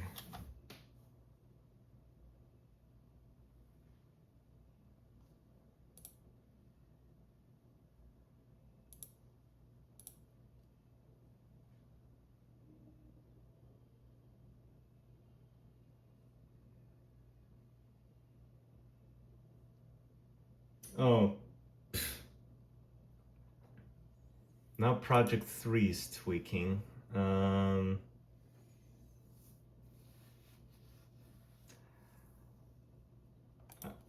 I'm most definitely not touching anything here.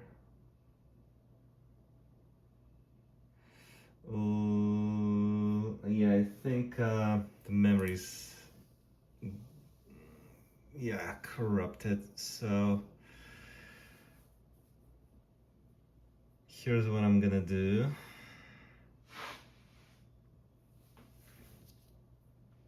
I'm gonna power cycle it again.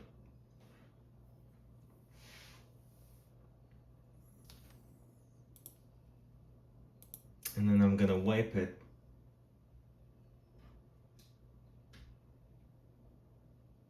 And look at that.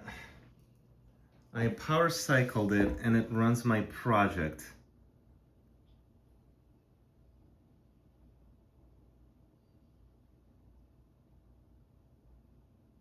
You make of that what you will. All 5 pixels.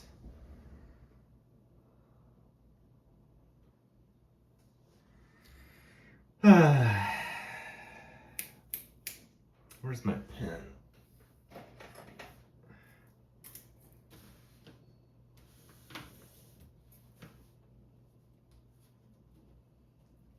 Power cycle. Mass wipe. Clean rebuild.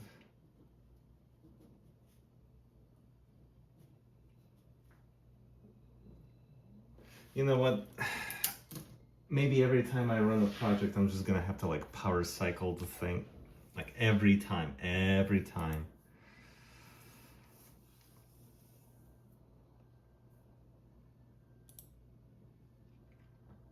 Now let's see what happens if I just do a regular build, debug with the project 4 where I'm just painting a pixel. Switch.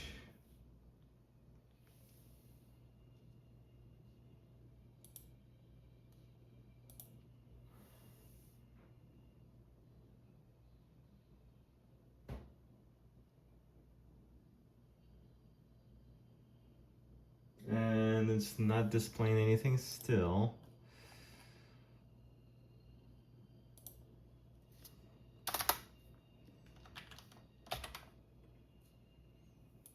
But this guy doesn't have an update. Does it have update? No, it does not have an update. What's in the updates? Master transmit. Oh, I think it's to do with memory buffering.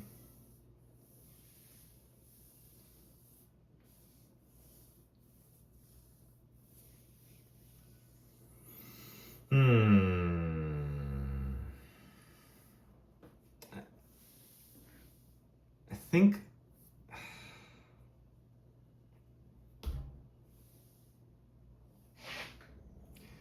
let me power cycle it again, see if that makes a difference.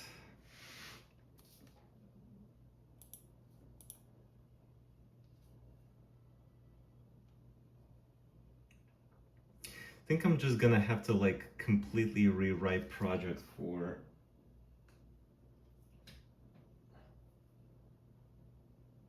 The OLED is working, like I saw it populate some noise, but now it's completely blank. So if I do clean rebuild, right, to debug,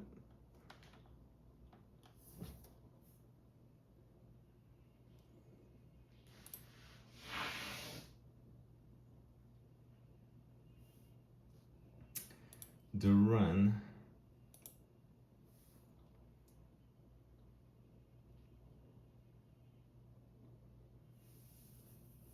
and look at that.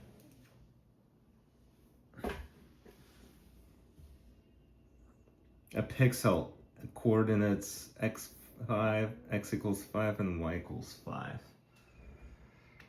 All right, so power cycling works. Definitely. I think I did a clean rebuild, right?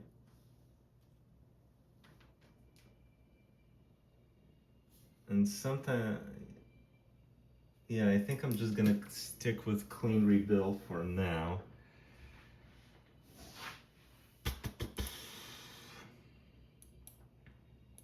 Okay, so that works. Now let me try, maybe I shouldn't touch anything. And here, so check this out. If I uncomment this code, right, it should print a smiley face. Save, build. Maybe not on the first take, but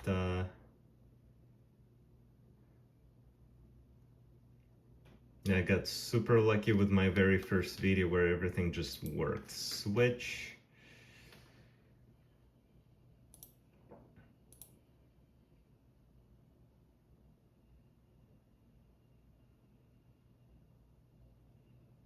Oh. Uh-oh. It only painted some of the pixels of the smiley face. I'm beginning to believe there's something wrong with memory.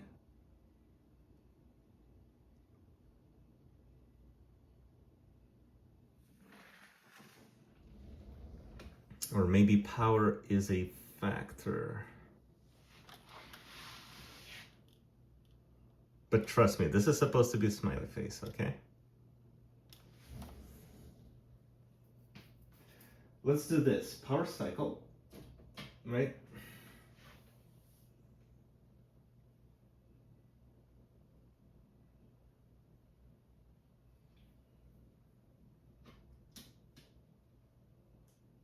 And look at that.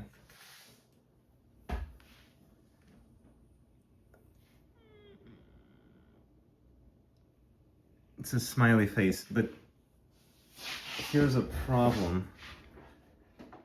It is displaying too much. Like, it shows like, it looks like a nose. You may not be able to see, but it looks like there's a nose between the eyes and the mouth. I did not write the code for painting the nose. So let's see. Oh, it's because of this guy. I did write the code. So, rebuild, debug.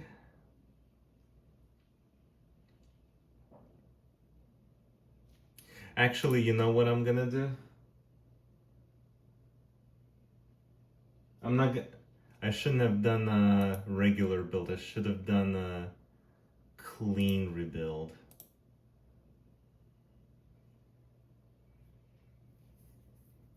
Then we're gonna do debug.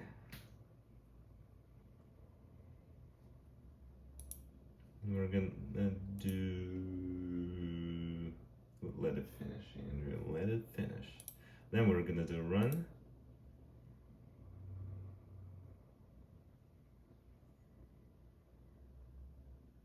Debug, run. And there's the smiley face. So,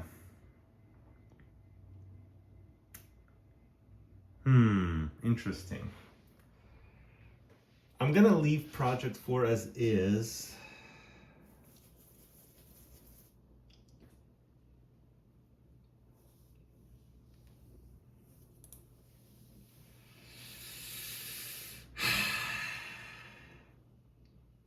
Power cycling, clean rebuild.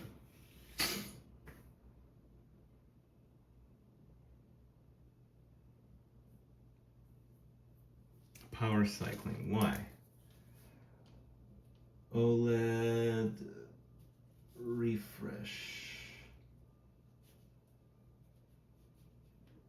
Or actually, I could just pull out the OLED and plug it back in. That could do the trick.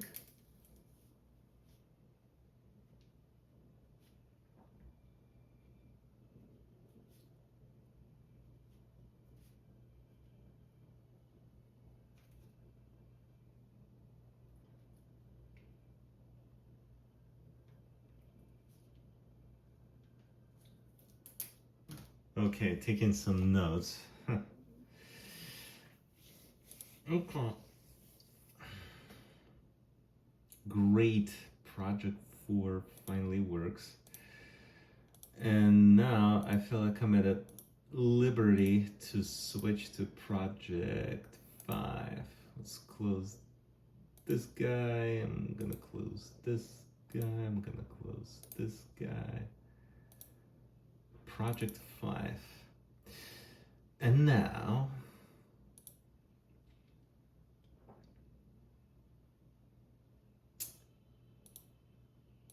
this is the one. I think I demoed it in the very, I think I demoed it in the very first video, where I am using a temperature sensor.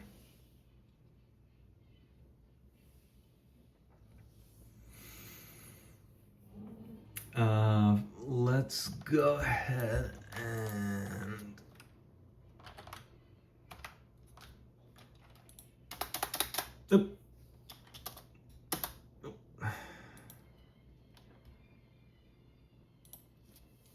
I have this routine where I, in the very first video, I just kept switching the flag between 0 and 1 just to be sure that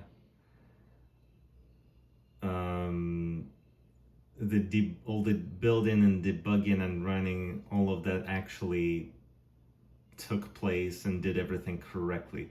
So right now I'm not gonna paint a smiley face, I'm just gonna paint the third, or actually should I say the 4th pixel on the OLED. Okay. Int value. And then I took out the piece of code where I actually use int value. Save.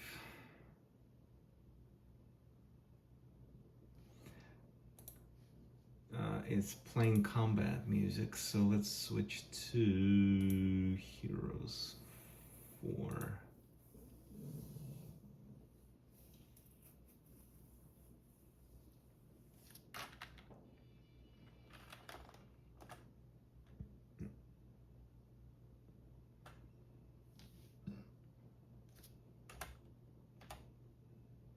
Okay, good. Let's go ahead and, I don't want to power cycle, so I'm just gonna do like a clean build. Gives me a warning because I'm not using the value variable to debug.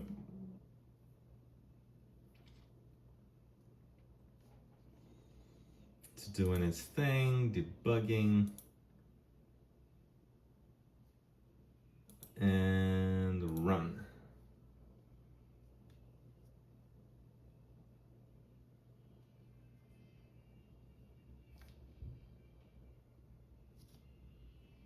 Okay, sweet. Got the fourth pixel lit up. Coordinate x equals 3, y equals 0. Cool. And just to be sure, let's go ahead and paint the smiley face. Do regular build, see if that works. Debug.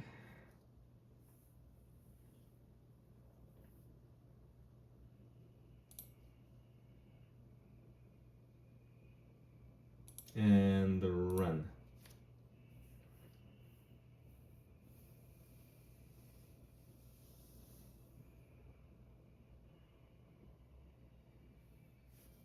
Look at that. Got my smiley face. I want to write my own font for the OLED. That'd be cool. That'd be really cool. In fact, I think that's probably... I started playing around with TMP36, the temperature sensor.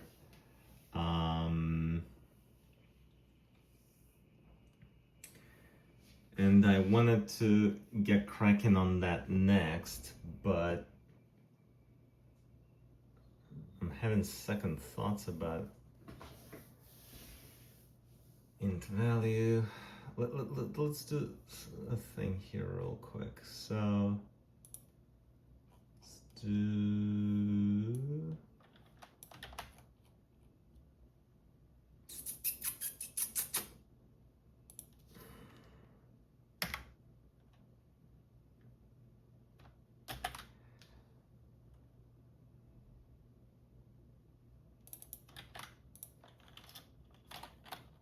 if value, so if it gives any kind of reading, some kind of a non-zero value, should print the pixel at, let's do 2020.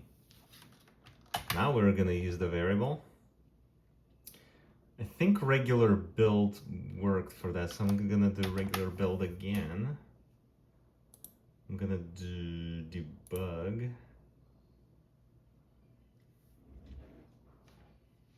Right there.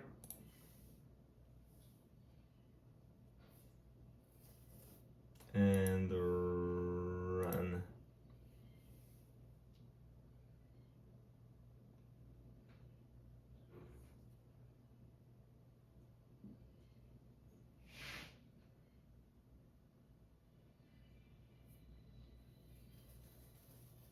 Actually, I should have switched this off.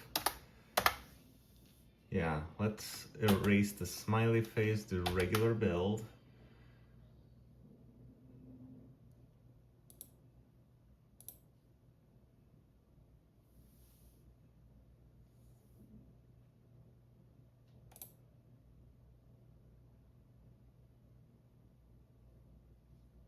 And do run.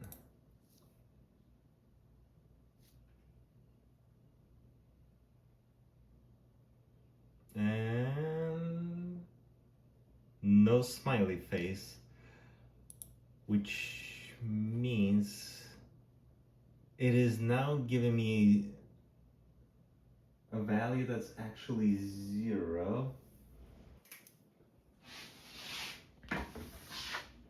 Or seems to be 0 here.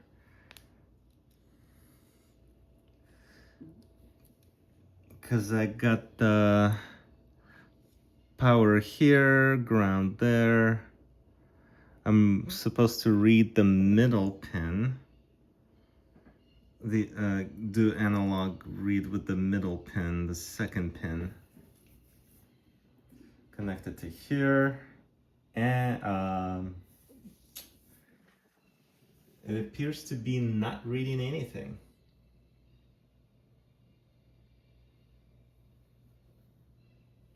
The value is supposed to be an integer. It's supposed to give me some kind of reading.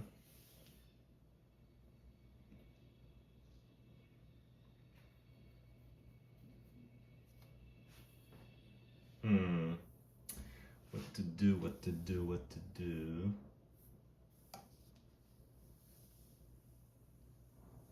All in all, I'm glad that it's actually like I've worked things out. Got a better idea of what to do. Let's put the smiley face back on. Right now, I refuse to believe that. Oh yeah, that's right.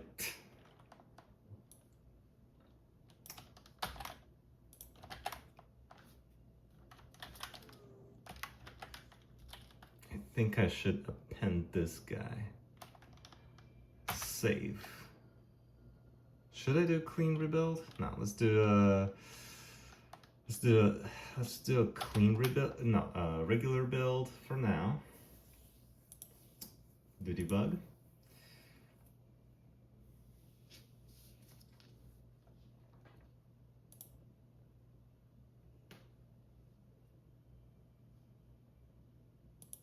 And then run. And look at that.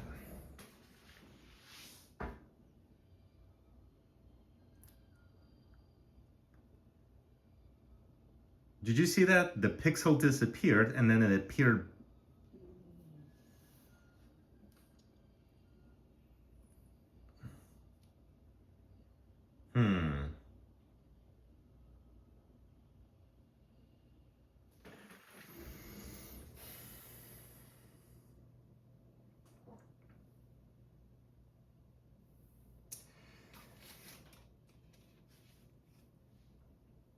Let me pull something up here real quick. In the very first video,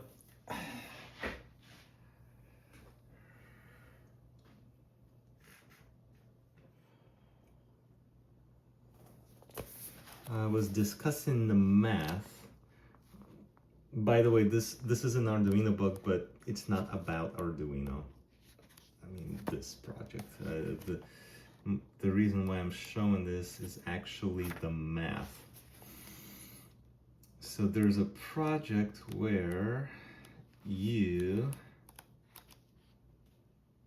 where is it?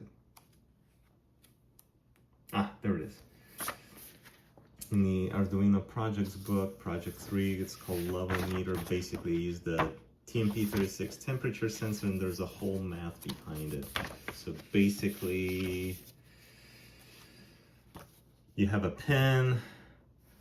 A0 is the macro for the pin. Whatever the actual value that the expression of the macro evaluates to, and then you use it.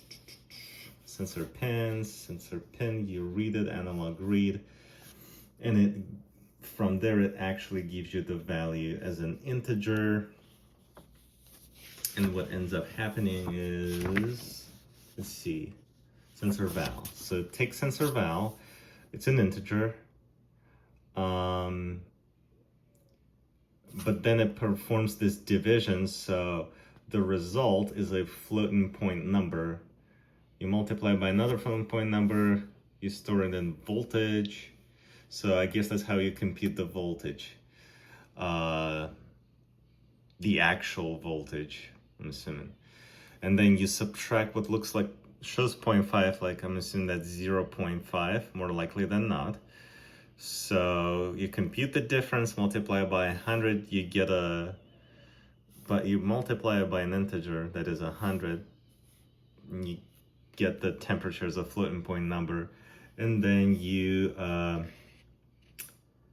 You got all this funny stuff. The LED will tell you, the LEDs, the 3 LEDs will tell you how warm you are. So hence the goofy title, levometer. Okay. What I want to do next is I want to integrate all of this math. Let's go back to main.c for the project 5. And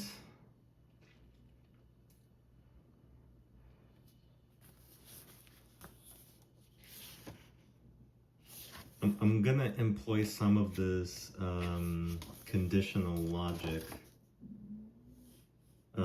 probably in the while loop.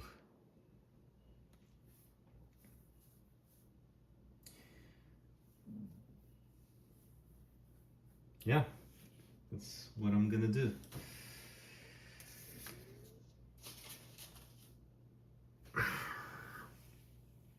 Maybe I should just keep going.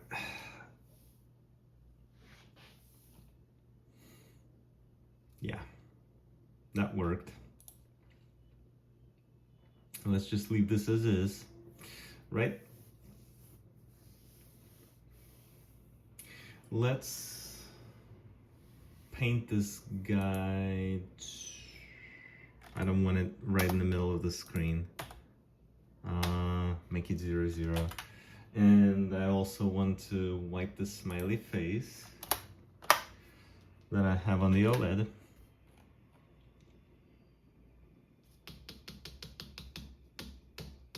I'm listening to some great music here, like this is Paul Anthony Romero's score. And hopefully YouTube will not block the content. Anyway.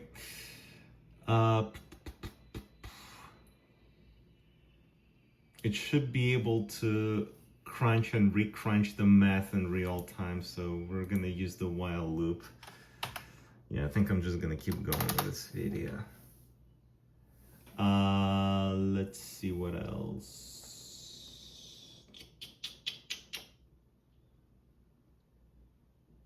Yeah, so basically reads the value.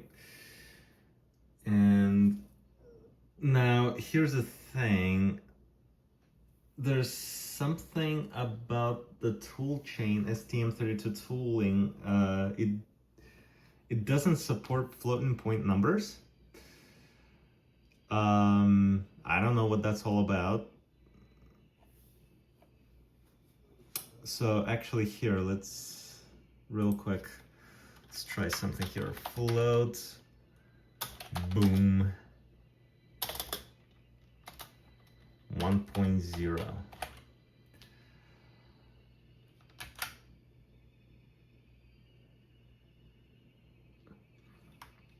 Let's see how it handles that. We're gonna do, yeah, clean rebuild.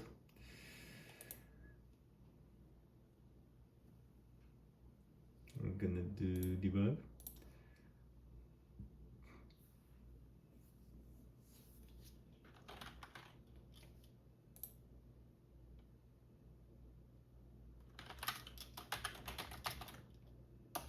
Yeah, this is the only floating point value here.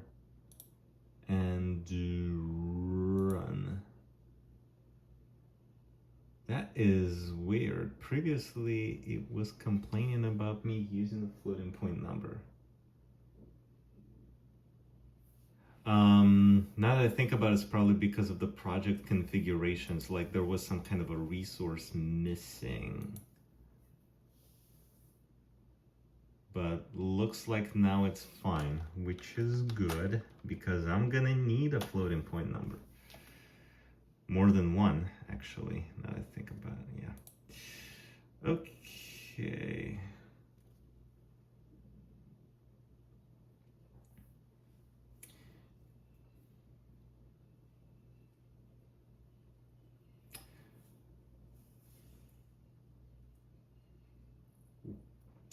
So at boot time, it quickly read a non-zero value via analog channel, ADC channel.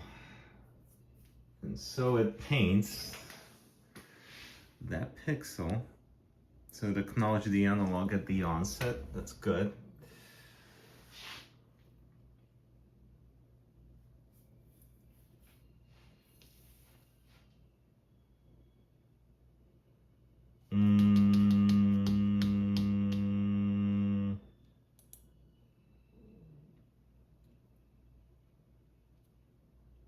You know what? This video has gone on for too long. You guys are probably exhausted, and it's gonna be as long as Schindler's List. You guys are gonna be out. And it's gonna take an awful lot of time for me to upload it, so let's just call it quits for now. And probably I'll fire up another video where we're gonna implement the math for reading temperature in real time. Stay tuned.